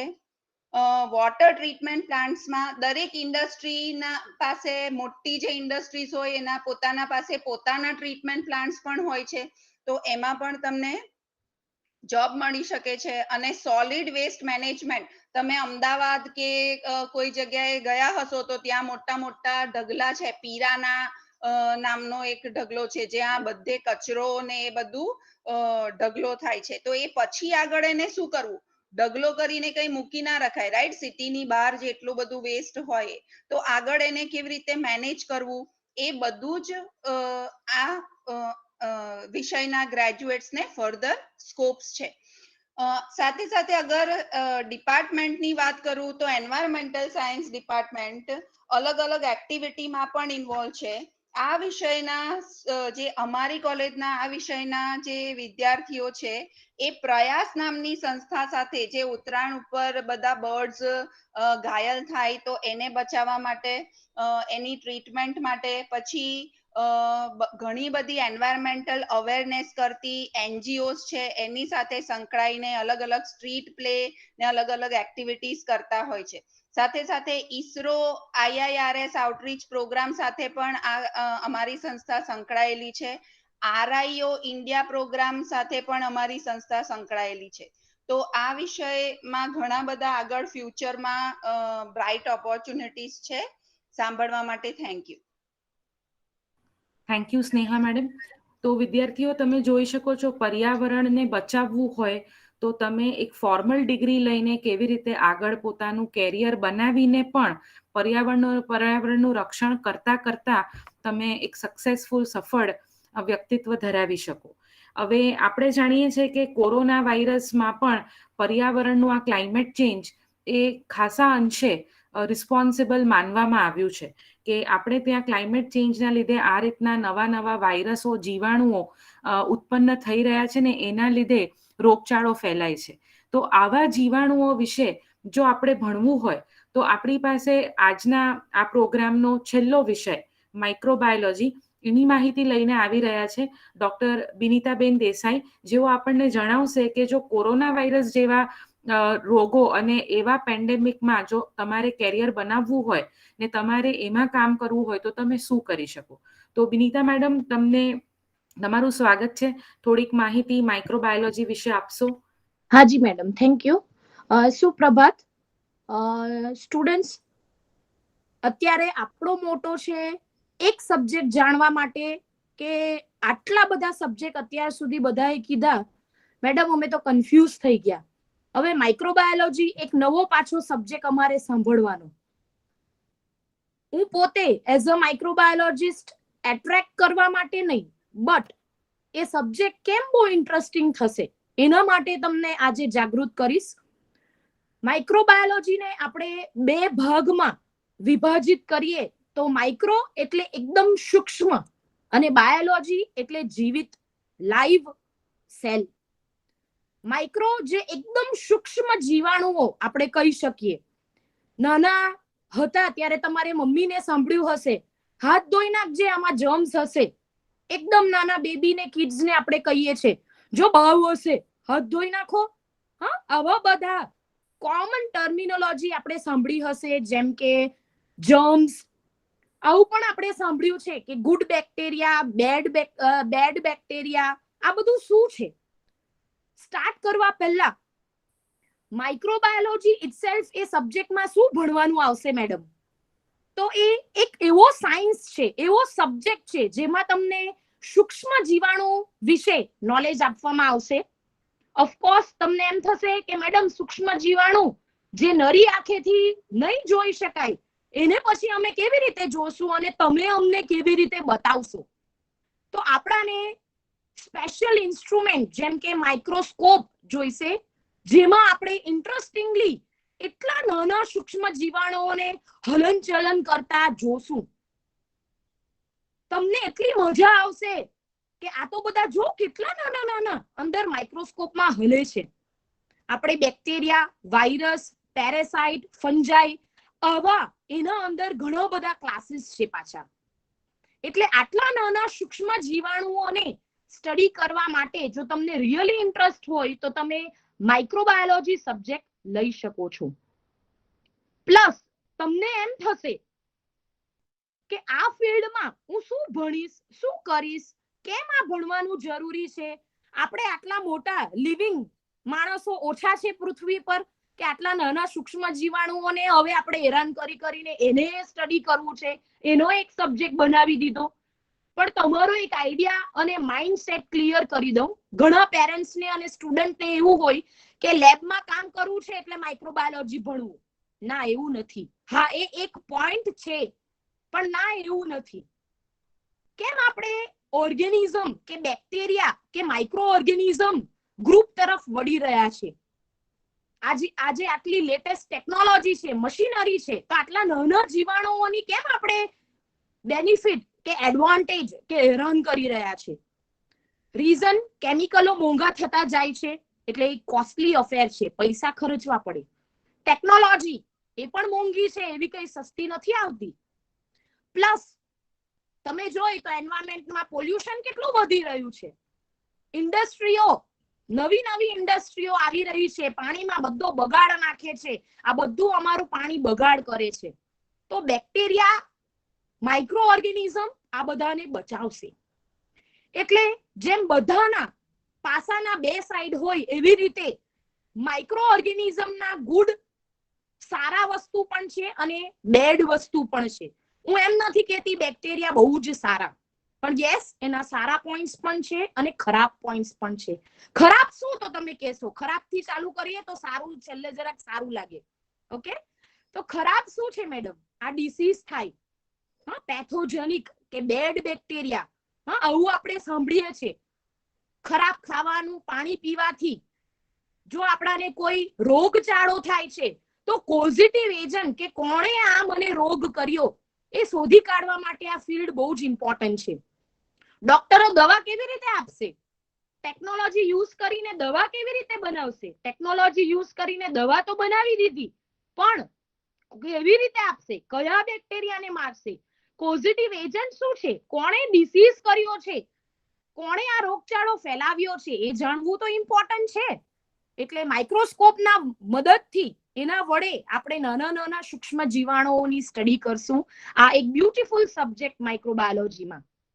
આજે આપણે 100% માંથી 90% ચીઝ ભાવે છે, ઇઝન્ટ ઇટ?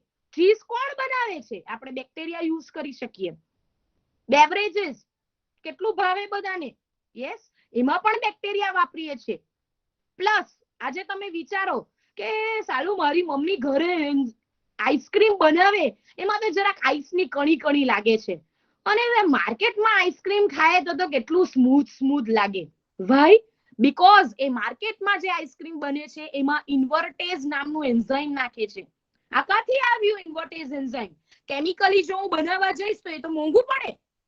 તો આપણે એવા બેક્ટેરિયા શોધી નાખ્યા છે, સાયન્ટિસ્ટે એવા ગ્રુપ ઓફ બેક્ટેરિયા શોધી નાખ્યા છે જે આ ઇન્વર્ટેઝ એન્ઝાઇમ પ્રોડ્યુસ કરે છે અને એ આઈસ્ક્રીમમાં મિક્સ કરવાથી એનું સોફ્ટી કન્સિસ્ટન્સી આવે છે. This is just an example. આ ખાલી એક એક્ઝામ્પલ છે. બ્રેડ, આપણાને બ્રેડની આઈટમ કેટલી ભાવે, તો ઈસ્ટ નામના આવા બેક્ટેરિયા યુઝ કરવામાં આવે છે જે ફર્મેન્ટેશન કરીને આપણે સરસ આમ સ્મેલ આવે બ્રેડની. તો આ બધું આપણાને ભાવે છે, રાઈટ? પ્લસ કોઈને ડાયાબિટીસ હોય અને ઇન્સ્યુલિનની નાની નાની ઇન્જેક્શન રોજ લેવી પડે, તો આ ક્યાંથી આવ્યું ઇન્સ્યુલિન? એ બેક્ટેરિયામાંથી પ્રોડ્યુસ કર્યું છે. તો આ બધું તમને જાણવા મળશે કે માઇક્રોબાયોલોજીમાં કયા માઇક્રો ઓર્ગેનિઝમ ઇન્વોલ્વ છે. તમે શિલ્પા શેટ્ટીની એડ બી જોઈ હશે કે ગુડ બેક્ટેરિયા, યાકુટ પીઓ. હા, તો હમણાં લેટેસ્ટ પ્રોબાયોટિક પ્રોડક્ટ છે. તમે તમારા જેને જાણીતું નહીં હોય આ ફિલ્ડ કે છે આમાં આવું નહીં લેવાનું, આમાં તો બધું કઈ નાખેલું હોય, કેમિકલ હોય, ના, પણ આ ખોટી વાત છે. આમાં એક ગુડ બેક્ટેરિયા નાખવામાં આવે છે, લેક્ટોબેસિલસ નામના, જે તમારી ઇમ્યુનિટી સ્ટ્રેન્થન કરશે, મેટાબોલિઝમ સારું કરશે, રાઈટ, બોન સ્ટ્રોંગ કરશે. આવા બધા ઘણા બધા એક્ઝામ્પલ્સ છે. તો આ ફિલ્ડમાં પ્લસ અને માઇનસ ઓફ બેક્ટેરિયાનું આખું વર્ડ સમાવેશ થયું છે. હવે તમને એમ થશે કે આ સબ્જેક્ટમાં શું ભણાવશે, તો જુદા જુદા માઇક્રોસ્કોપ, જે જુદા જુદા આવા લાઈવ સૂક્ષ્મ જીવાણુઓ આપણે સ્ટડી કરી શકીએ, એનું સેલ સ્ટ્રક્ચર, એ શું ખાય છે, એ પણ હ્યુમન બીંગ જેવું ન્યુટ્રિશન લે છે. તો આવા ટોપિક્સ ઇન્ક્લુડ થયા હશે જો તમે આ સબ્જેક્ટમાં ભણવા માંગો. પ્લસ એન્વાયરમેન્ટ, એટલે ઇકોલોજી સાથે માઇક્રો ઓર્ગેનિઝમ કેવી રીતે કોરિલેટ કરે છે. પ્લસ મારે જો આવા ખરાબ બેક્ટેરિયાને રોકવા હોય તો એના કંટ્રોલ માટે હું શું કરી શકું. આ બેક્ટેરિયાને જુદા જુદા ક્લાસીસમાં છૂટા પાડ્યા છે, જેમ કે આને વાયરસ કહેશું, આને ફંજાઈ કહેશું, આને બેક્ટેરિયા કહેશું. તો એનું આખું ક્લાસિફિકેશન પણ તમને શીખવવામાં આવશે. પ્લસ ખાલી કયા બેક્ટેરિયા એવું નહીં, આનું એપ્લિકેશન ક્યાં છે એ ઇમ્પોર્ટન્ટ છે. તો એપ્લાઇડ ફિલ્ડમાં ફૂડ માઇક્રોબાયોલોજી એટલે કે ફૂડ ઇન્ડસ્ટ્રીમાં, ડેરી ઇન્ડસ્ટ્રીમાં, રાઈટ, આ બધું પણ તમને ભણાવવામાં આવશે. પ્લસ હેલ્થ રિલેટેડ આ બેક્ટેરિયા ક્યાં આવશે. પ્લસ આના સાથે આપણા બોડી રિલેટેડ, આપણાને ભગવાને ગોડ ગિફ્ટેડ એવા નોર્મલ ફ્લોરા, આપણા અંદર રહેતા અમુક ઓર્ગેનિઝમ આપ્યા છે જે આપણા માટે બેનિફિટ છે. આવું બધું પણ તમને બોડી સિસ્ટમનું ઇમ્યુનોલોજી પાર્ટ પણ શીખવવામાં આવશે. સાથે ઇન્સ્ટ્રુમેન્ટ અને ટેકનિક્સ જે વાપરી શકાય એ પણ તમને શીખવવામાં આવશે. હવે તમે કહેશો કે આ માઇક્રોબાયોલોજી ચાલો ભણી લીધું, બીએસસી થઈ ગયા, પછી શું? હું ક્યાં જઈશ? મને ક્યાં જોબ ઓપોર્ચ્યુનિટી મળશે? મારું ફ્યુચર શું? તો ફાર્માસ્યુટિકલ ઇન્ડસ્ટ્રીમાં તમે જઈ શકો, દવા બનાવવામાં. ફૂડ ઇન્ડસ્ટ્રી અને બેવરેજીસ ઇન્ડસ્ટ્રીમાં જઈ શકો, ડેરી ઇન્ડસ્ટ્રીમાં જઈ શકો, એગ્રો ઇન્ડસ્ટ્રીમાં તમે જઈ શકો છો.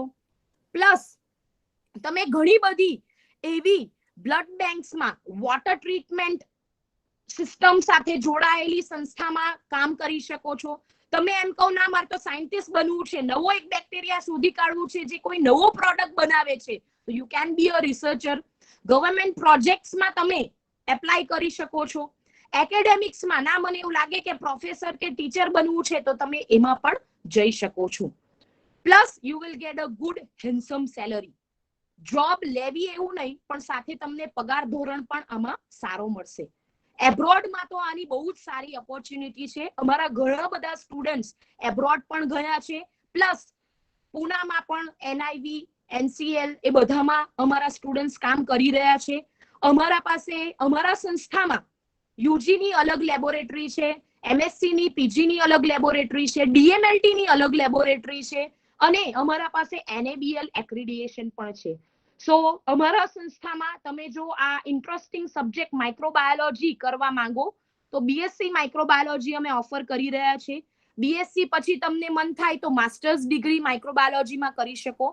તમને એમ થાય કે ના મારે એક જ વર્ષ ભણવું છે બીએસસી પછી, તો તમે ડીએમએલટી પણ કરી શકો છો. પ્લસ અમે માઇક્રોબાયોલોજી ડિપાર્ટમેન્ટમાં એમએસસી ઇન્ડસ્ટ્રીયલ માઇક્રોબાયોલોજી પણ ઓફર કરીએ છીએ, એમએસસી મેડિકલ લેબ ટેકનોલોજી પણ ઓફર કરીએ છીએ. પ્લસ જેમ મેં કીધું post graduate diploma in medical lab technology એ પણ ઓફર કરી રહ્યા છે. Thank you so much. Thank you so much Binita madam.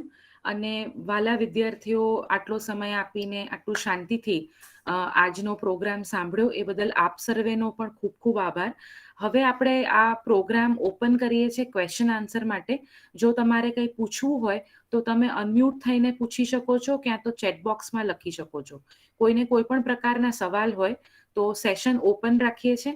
અમારા ફોન નંબર, ઈમેલ એડ્રેસ અને વેબસાઇટ તમારી સ્ક્રીન પર તમે જોઈ શકો છો. તમને ઓલરેડી બ્રોશર્સ પ્રોવાઈડ કરવામાં આવ્યા છે, એમાં પણ આ ફોન નંબર્સ અવેલેબલ છે. આપ સંસ્થામાં રૂબરૂ આવીને પણ અમને વિઝિટ કરી શકો છો અને વધુ માહિતી મેળવી શકો છો. તો કોઈ પ્રશ્ન હોય તો આપણે લઈ શકીએ.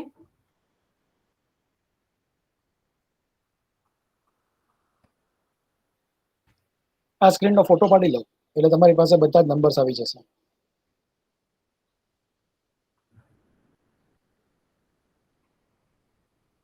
કોઈને કંઈ પણ પૂછવું હોય ગુજરાતી, હિન્દી, ઇંગ્લિશ લેંગ્વેજમાં, પ્લીઝ ફીલ ફ્રી.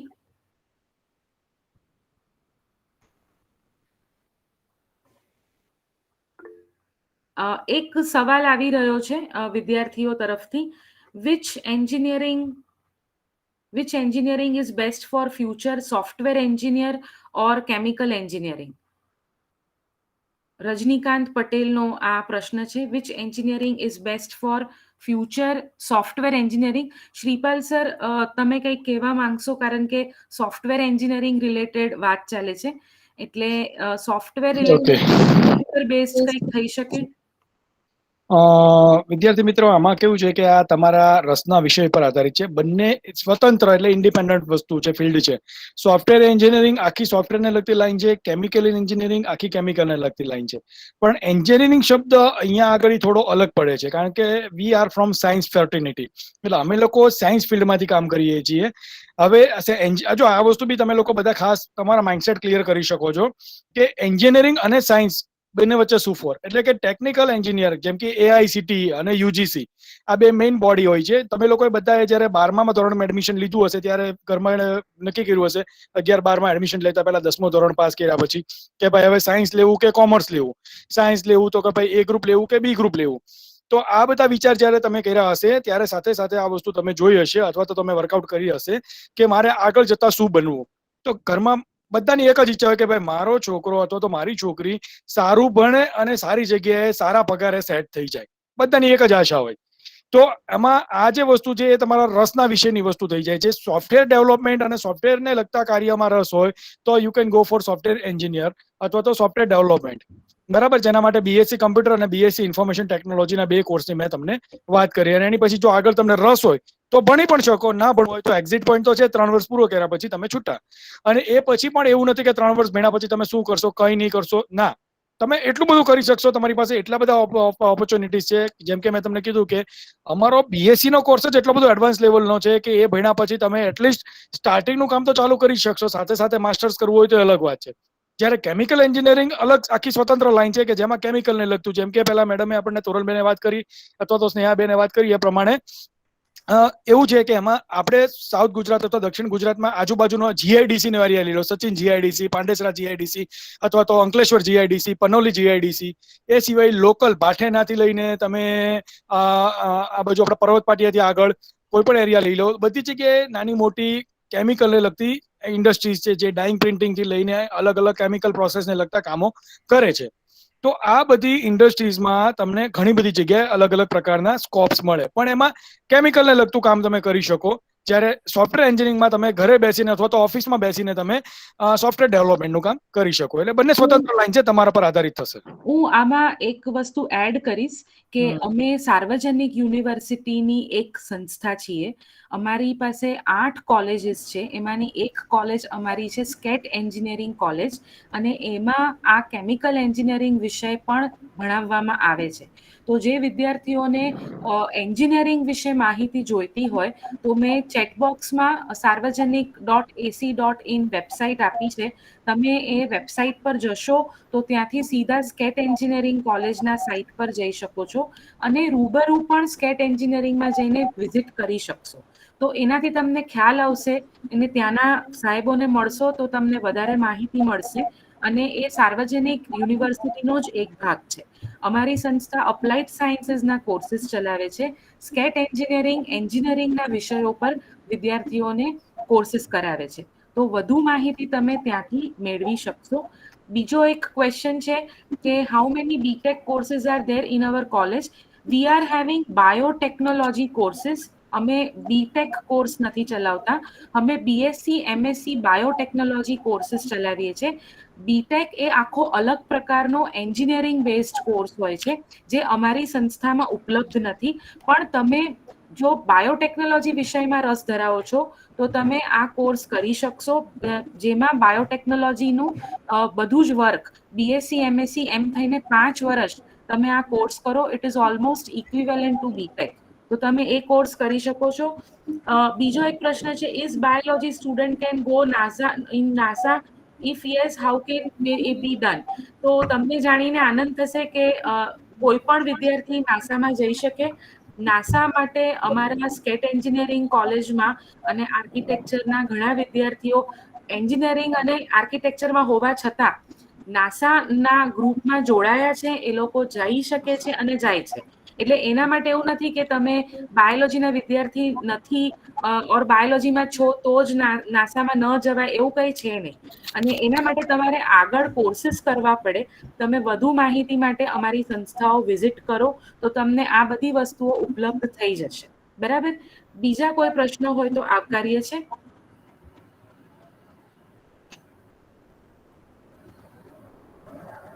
કોઈકને ચેટબોક્સમાં ન લખવું હોય અને જાતે અનમ્યુટ થઈને પૂછવું હોય હિન્દી, ગુજરાતી, ઇંગ્લિશ ભાષામાં, પ્લીઝ ફીલ ફ્રી, તમે પૂછી શકશો. અમીશાએ હાથ ઊંચો કર્યો છે, તો Amisha you can ask question, તમે પૂછી શકો.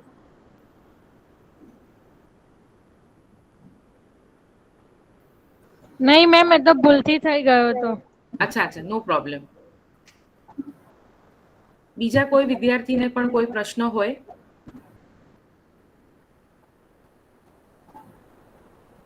હમણાં પહેલી જે નાસાની વાત કરી એ બાબતે હું એક વસ્તુ એડ કરું. નાસાની જોબ રિક્વાયરમેન્ટની બેઝિક એ લોકોની રિક્વાયરમેન્ટ એટલી છે કે લાઈક એની ગ્રેજ્યુએટ એટલે કે કોઈ પણ બીએસસી થયેલો અથવા તો બીટેક થયેલો. તમે જે પેલું એન્જિનિયરિંગની વાત હતી એમાં એવું નથી કે એન્જિનિયરિંગ અથવા બીટેક થયા હોય તો જ તમે નાસામાં જઈ શકો. Any bachelor graduate can apply for NASA.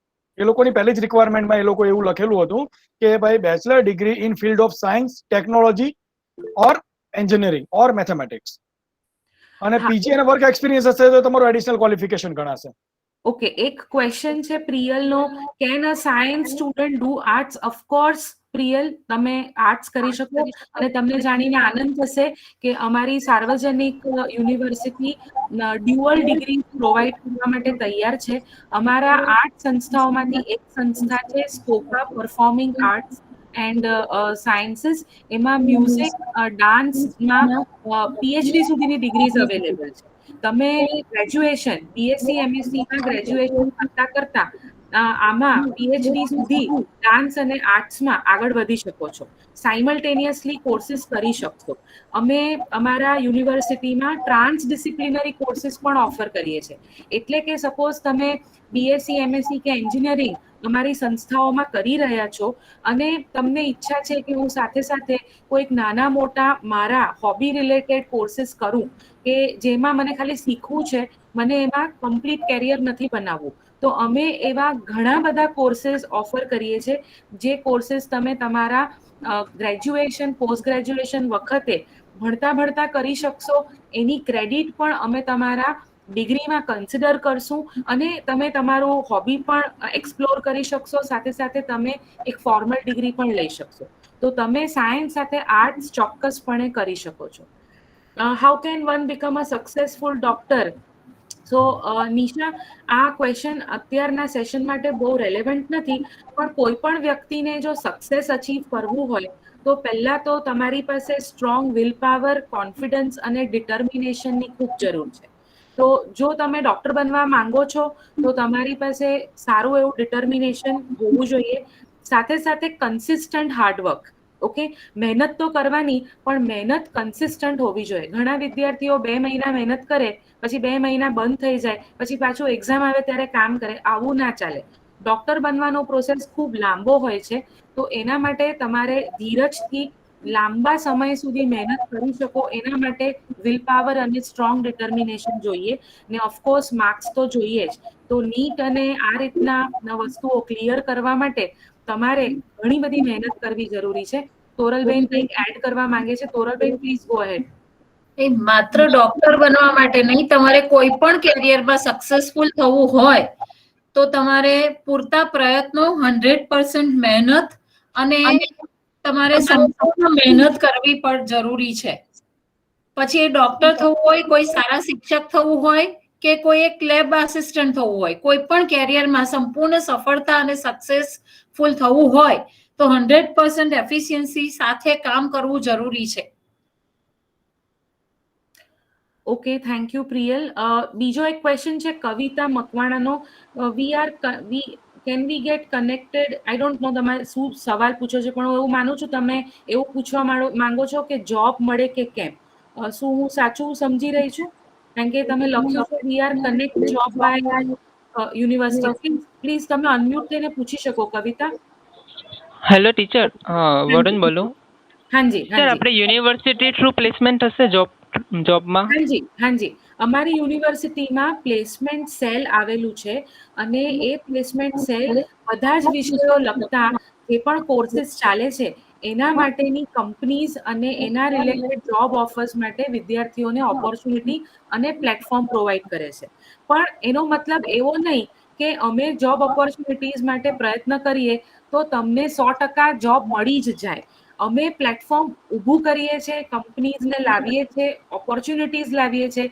પછી એ કંપની અને વિદ્યાર્થી પર છે કે વિદ્યાર્થી પોતાનો ઇન્ટરવ્યુ ફેસ કરીને કેટલા સારી રીતે અને કેટલા પ્રમાણમાં એ ઇન્ટરવ્યુમાં ક્લિયર થઈને એ ઓપોર્ચ્યુનિટી બેક કરી લે છે. અમારી પોતાની સંસ્થા SRKI-માં 100% પ્લેસમેન્ટનો રેટ છે. અત્યાર સુધી 100% પ્લેસમેન્ટ થયું છે. એ બાબતમાં વિપિન સર થોડુંક એડ કરશે. હાજી સાહેબ. આમાં છે ને એક વસ્તુ ખાસ ધ્યાનમાં રાખવાની, ઇન્ડસ્ટ્રી એકેડેમિક લાયઝન.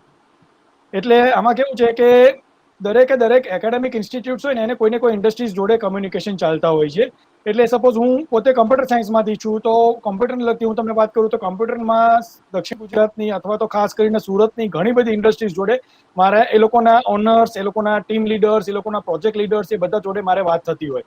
એટલે અમારે શું છે કે ઘણી વખત એ લોકોને રિક્વાયરમેન્ટ હોય, એ લોકો અમને કહેતા હોય કે ભાઈ અમારે આ ટાઈપના ડેવલપર્સની જરૂર છે, તમારા ધ્યાનમાં કોઈ હોય તો અમારે ત્યાં મોકલો. ઇવન ઘણી વાર તો એવું બી અત્યારની પરિસ્થિતિ કહું તો મારે ત્યાંના MSc-ના છેલ્લા સેમેસ્ટર હજી જેની એક્ઝામ્સ બાકી છે એ બધાના પ્લેસમેન્ટ થઈ ચૂક્યા છે. અને ઘણી જગ્યાએ એવી પરિસ્થિતિ છે કે અમુક સ્પેસિફિક લેંગ્વેજમાં સારો કમાન્ડ અથવા ગ્રીપ ધરાવનારા વિદ્યાર્થીઓને એક કરતાં વધારે જગ્યાએ લોકો લઈ જવા માટે ખેંચાખેંચ કરે છે. પહેલા ભાઈ મને ફોન કરીને કહે છે ઓનર કે ભાઈ તમારો વિદ્યાર્થી જે આ સંસ્થામાં અથવા આ કંપનીમાં કામ કરે છે એને મારે ત્યાં મોકલી આપો, મારે આ ટાઈપના વ્યક્તિની ખાસ અને અર્જન્ટ જરૂર છે. તો તમે વિચારી શકો છો કે અત્યારે કેટલી બધી ડિમાન્ડ છે. બધાની અત્યારે એક જ વસ્તુ મગજમાં હોય કે ભાઈ હું આ ભણ્યા પછી મને સારી જોબ મળશે, સારો પગાર મળશે. તો અત્યારે આ બધી જ જે કંઈ બી કોર્સીસની આપણે વાત થઈ, જેમાં બાયોટેકનોલોજીથી લઈને માઇક્રોબાયોલોજી સુધી, કમ્પ્યુટરથી લઈને એન્વાયરમેન્ટ અને જે કંઈ બી કોર્સની આપણે વાત થઈ, બધા જ કોર્સમાં આ વસ્તુ છે કે લોકોની ભયંકર ડિમાન્ડ છે. અમારી કોલેજમાં ખુદનું પોતાનું પ્લેસમેન્ટ સેલ ચાલે છે, પ્લસ યુનિવર્સિટી લેવલે પ્લેસમેન્ટ સેલ ચાલે છે, પ્લેસમેન્ટ જોબ ફેર થતા હોય છે. અમારે ત્યાં આગળ પ્લેસમેન્ટ માટે કંપની કેમ્પસ ઇન્ટરવ્યુ માટે આવે છે. કેમ્પસ ઇન ધ સેન્સ એવું હોય કે બધા વિદ્યાર્થીઓને કંપની પર અલગ અલગ જગ્યાએ જવાની બદલે કંપનીવાળા અમારે ત્યાં આવે, એ લોકો સ્ક્રુટિની ટેસ્ટ કરે, કારણ કે બહુ બધા વિદ્યાર્થીઓ એક સાથે અવેલેબલ હોય ને એ લોકોને સપોઝ 4 એમ્પ્લોઈઝ જોતા હોય તો એ શું કરે, સ્ક્રુટિની ટેસ્ટ કરે, પછી બધાના પર્સનલ ઇન્ટરવ્યુઝ લે અને પછી એમાંથી આઈડેન્ટિફાઈ કરીને સિલેક્ટ કરી અને જોબ ઓફર કરે અને પછી એ પ્રમાણે એ લોકોનું આગળ આખું વર્કઆઉટ થતું હોય છે. એટલે આ બધી જ એક્ટિવિટીઝ અમારે ત્યાં રેગ્યુલરલી ચાલતી હોય છે અને આ એક્ટિવિટીઝ છેલ્લું સેમેસ્ટર ચાલુ થાય ત્યારની ચાલતી હોય છે અને છેલ્લું સેમ પૂરું થાય પહેલા તો લગભગ મોટાભાગના લોકોના પ્લેસમેન્ટ 99% બધાના થઈ ગયા હોય છે. એમાં કોઈ વિદ્યાર્થીઓ એકેડેમિક્સમાં જાય છે, જે લોકોને સ્કૂલમાં ટીચરથી લઈને સારી કંપનીમાં સોફ્ટવેર ડેવલપરથી લઈને અલગ અલગ જગ્યાએ મોટી હજીરાથી લઈને ઘણી બધી કંપનીઝમાં કામ કરતા હોય છે. પોસ્ટ ગ્રેજ્યુએટ થયેલા લોકો પણ અમુક જગ્યાએ પ્લેસમેન્ટ થતા હોય છે. અમુક લોકો આગળ ફોરેન સુધી જતા હોય છે. એટલે એ અલગ અલગ ટાઈપની સ્ટુડન્ટ્સની કેપેસિટી, સ્ટુડન્ટ્સની ઈચ્છા, સ્ટુડન્ટ્સનું નોલેજ, સ્ટુડન્ટ્સનું ઓવરઓલ ડેવલપમેન્ટ અને પરફોર્મન્સ બધા પર આધારિત હોય છે. પણ બહુ જ સારો પ્લેસમેન્ટ સપોર્ટ અમારી સંસ્થામાંથી મળે છે. તમને હું અહીંયા એક વાત એડ કરીશ કે અત્યારે જે અમારા સ્ટાફ મેમ્બર્સ જે તમારી સાથે અહીંયા ઉપસ્થિત છે એમાંના ઘણા તો આ જ સંસ્થાના એલ્યુમિનાય છે. તો હું પોતે જ સાર્વજનિક એજ્યુકેશન સોસાયટીમાં બીએસસી, એમએસસી, પીએચડી ભણી છું અને આ સંસ્થામાં જોબ કરું છું. મારી સાથે ઉપસ્થિત દતાશા મેડમ, પછી હેલિના મેડમ, આ બધા જ લોકો અહીંયાથી જ ભણીને આગળ કેરિયર બનાવી ચૂક્યા છે અને આગળ અહીંયા જ જોબ કરીએ છે.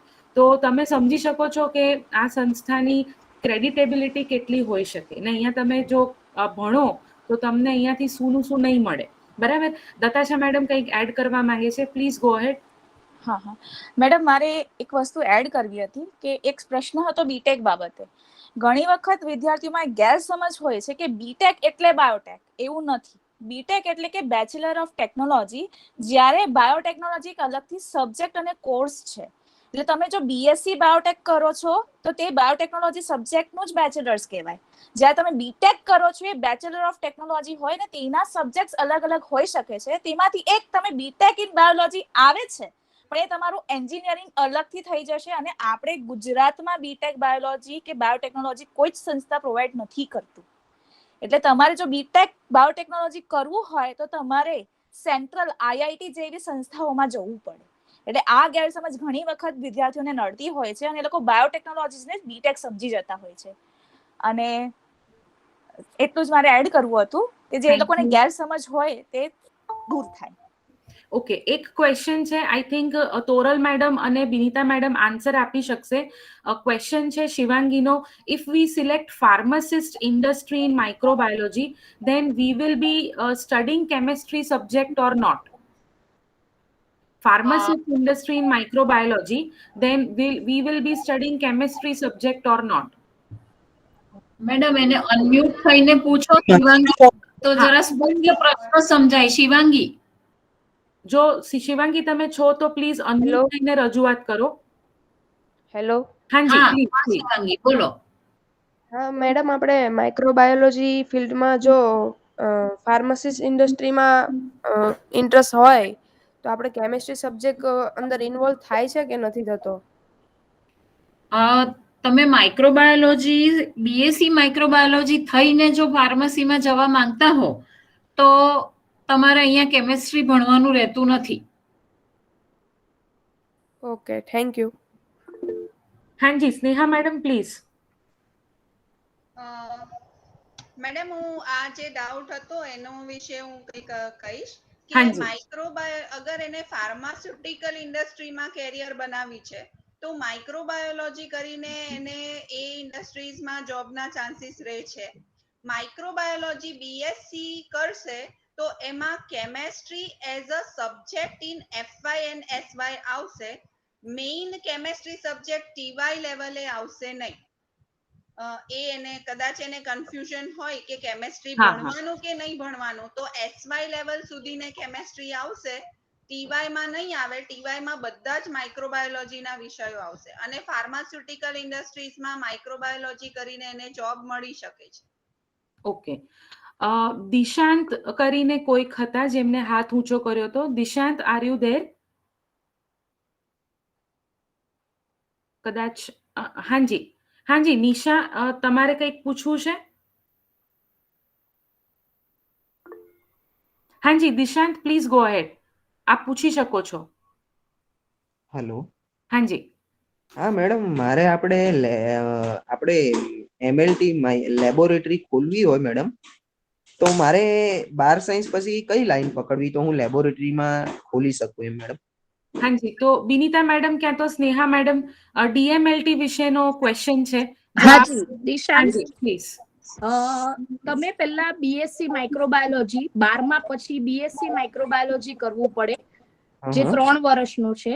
એના પછી તમે 1 વર્ષનો PG diploma course, post graduate diploma course in medical lab technology કરવું. બરાબર. એના પછી પહેલા જ ના એરામાં એવું હતું કે ડીએમએલટી થાય એટલે લેબ ખોલવા દે. હવે રૂલ્સ રેગ્યુલેશન બદલાઈ ગયા છે. તમારે આગળ એમડી પેથની ડિગ્રી લેવી પડે, એટલે તો જ તમારાથી લેબોરેટરી ખુલી શકે. અધરવાઇઝ તમે એક માઇક્રોબાયોલોજીસ્ટ લેબ ટેકનિશિયન તરીકે લેબોરેટરીમાં કામ કરી શકો. બરાબર છે મેડમ. હા, એટલે મેડિકલમાં માઇક્રોસ્કોપની એમાં કામ કરી શકું ને મેડમ હું? હાજી હાજી, પણ બીએસસી માઇક્રો પછી ડીએમએલટી કરીને ભાઈલા તું જઈ શકે છે અને મેડમ લેબમાં. મને જે આપણે બીએસસી કરીને આપણે એમએલટી કરવાનું હોય ને, એ બી ચાલે કે ના ચાલે મેડમ? ચાલે, હાજી કરી શકો તમે. બીએસસી હા, માઇક્રો પછી જ ડીએમએલટી કરવાનું છે. બીએસસી ખાલી બીએસસી પછી એમએલટી કરીએ તો, કે બીએસસી પછી માઇક્રોબાયોલોજી? બીએસસી માઇક્રોબાયોલોજી તરીકે પણ તમને લેબ એસિસ્ટન્ટ તરીકે લઈ લેશે, પછી સ્કેલ ઓછો આપશે. પીજી ડીએમએલટી કરેલું હશે તો ભાઈલા થોડો એડવાન્ટેજ લેશે, તને સ્કેલ પણ સારો મળશે. અને દિશાંત, તમે એવું પૂછો છો સાદું બીએસસી, જો તમે બીએસસી કેમેસ્ટ્રી કે ફિઝિક્સ કરો તો તમે ડીએમએલટી નહીં કરી શકો. તમે બીએસસી માઇક્રોબાયોલોજી કે બીએસસી બાયોટેકનોલોજી વિષય મેડમ કર્યો. પ્લીઝ. હાજી madam. BSc chemistry is also eligible for DMLT, but BSc physics is not eligible. Okay. And here I just want to just rectify something. PG DMLT વાળાને પણ હવે નવા એમેન્ડમેન્ટમાં થોડી test જાતે કરવાની છૂટ મળી છે. એટલે એ લોકોને જરૂર નથી અમુક બેઝિક ટેસ્ટ માટે કે એમડી પેથોલોજીસ્ટ રાખવો પડે. લેબ ખોલી શકો, પણ અમુક સત્તા તમારી પાસે ના હોય, એટલે તમારે એક એમડી પેથોલોજીસ્ટને સાથે રાખવું પડે. થોડી ટેસ્ટ તમે તમારા પાવર પ્રમાણે, તમારી ડિગ્રી પ્રમાણે કરી શકો. ને તમારે જો લેબ ખોલવી હોય તો બીએસસી કેમેસ્ટ્રી, બીએસસી માઇક્રોબાયોલોજી, ક્યાં તો બીએસસી બાયોટેકનોલોજી. હું માનું છું પીજી ડીએમએલટી કરવું જરૂરી છે. મેડમ હું મેડમ બીએસસી વિથ કેમેસ્ટ્રી કરું તો ના ચાલે ને? એમની બીએસસી વિથ કેમેસ્ટ્રી કરું તો ના ચાલે ને મેડમ? ચાલે.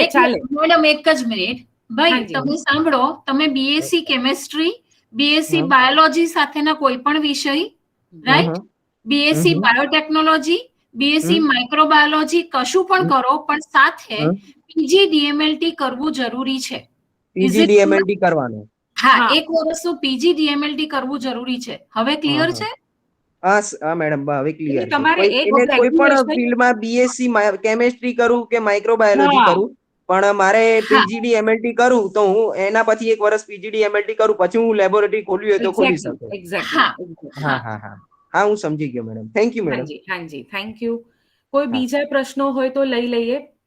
1-2 મિનિટ વધારે સ્પેન્ડ કરી શકાય, પછી આપણે સેશન ક્લોઝ ડાઉન કરીએ.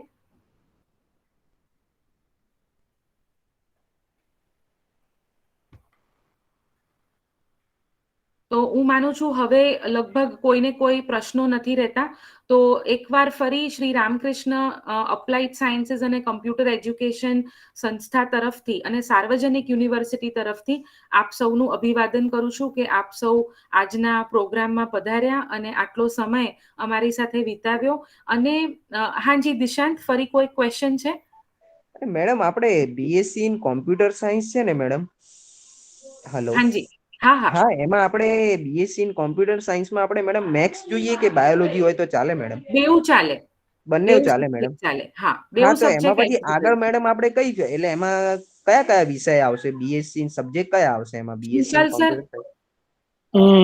દિશાંત, બીએસસી કમ્પ્યુટર સાયન્સમાં તમારે મેથ્સ અથવા બાયોલોજી કોઈ પણ ગ્રુપના વિદ્યાર્થી એડમિશન લઈ શકે, પહેલી વસ્તુ.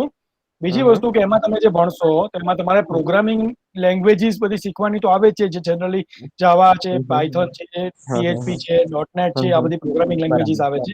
આની સાથે સાથે બીજા તમે જે સબ્જેક્ટ શીખશો એની અંદર તમારે આઈઓટી છે, બિગ ડેટા છે, ડેટા સાયન્સ છે, પછી સોફ્ટવેર એન્જિનિયરિંગ છે, ડેટાબેઝ મેનેજમેન્ટ છે, નેટવર્ક મેનેજમેન્ટ છે, એટલે કે કમ્પ્યુટર નેટવર્ક્સ કરીને જે સબ્જેક્ટ આવે છે એ છે, પછી ડેટા સ્ટ્રક્ચર્સ છે, પછી કમ્પ્યુટર ગ્રાફિક્સ અને એનિમેશન છે. એટલે આ ટાઈપને લગતા બધા સબ્જેક્ટ અમારા બીએસસી ને લગતા કમ્પ્યુટર સાયન્સ ની અંદર આવશે. આમાં કમ્પ્યુટર સાયન્સ અને ઇન્ફોર્મેશન ટેકનોલોજી બંનેમાં તમે એલિજિબલ છો, બંનેમાંથી કોઈ બીમાં તમે એડમિશન લઈ શકો. અને સર, આપણે આ કોમ્પ્યુટર સાયન્સ કરીએ તો આગળ આપણે આ કેટલા વર્ષનો કોર્સ છે સર, આ BSc in computer science? BSc કોઈ પણ બીએસસી કોર્સ હોય ને, બધા જ બીએસસી કોર્સ 3 વર્ષ એટલે કે 6 સેમેસ્ટરના હોય, જેમાં કમ્પ્યુટર, માઇક્રોબાયોલોજી, બાયોટેકનોલોજી બધા જ આવી જાય. અને બીએસસી કર્યા પછી તમે આગળ, જો તમને એમ થાય કે હજી મારે આગળ માસ્ટર્સ કરવું છે, તો માસ્ટર ડિગ્રીમાં તમે એડમિશન લઈ, અને એ પણ આપણે ત્યાં જ અવેલેબલ છે. એમાં 3 જાતના માસ્ટર ડિગ્રી કોર્સિસ છે. એમાં તમને સપોઝ એમ થાય કે મારે સાયબર સિક્યુરિટી એક્સપર્ટ બનવું છે અથવા એથિકલ હેકિંગમાં જવું છે તો એ પ્રમાણે કરી શકો. કોઈને એમ થાય કે મારે વર્ચ્યુઅલ રિયાલિટી ગેમ ડેવલપમેન્ટ ને એમાં જવું છે કે મોબાઈલમાં જે ગેમિંગ જે ચાલે છે એમાં જવું છે તો એમાં જઈ શકે.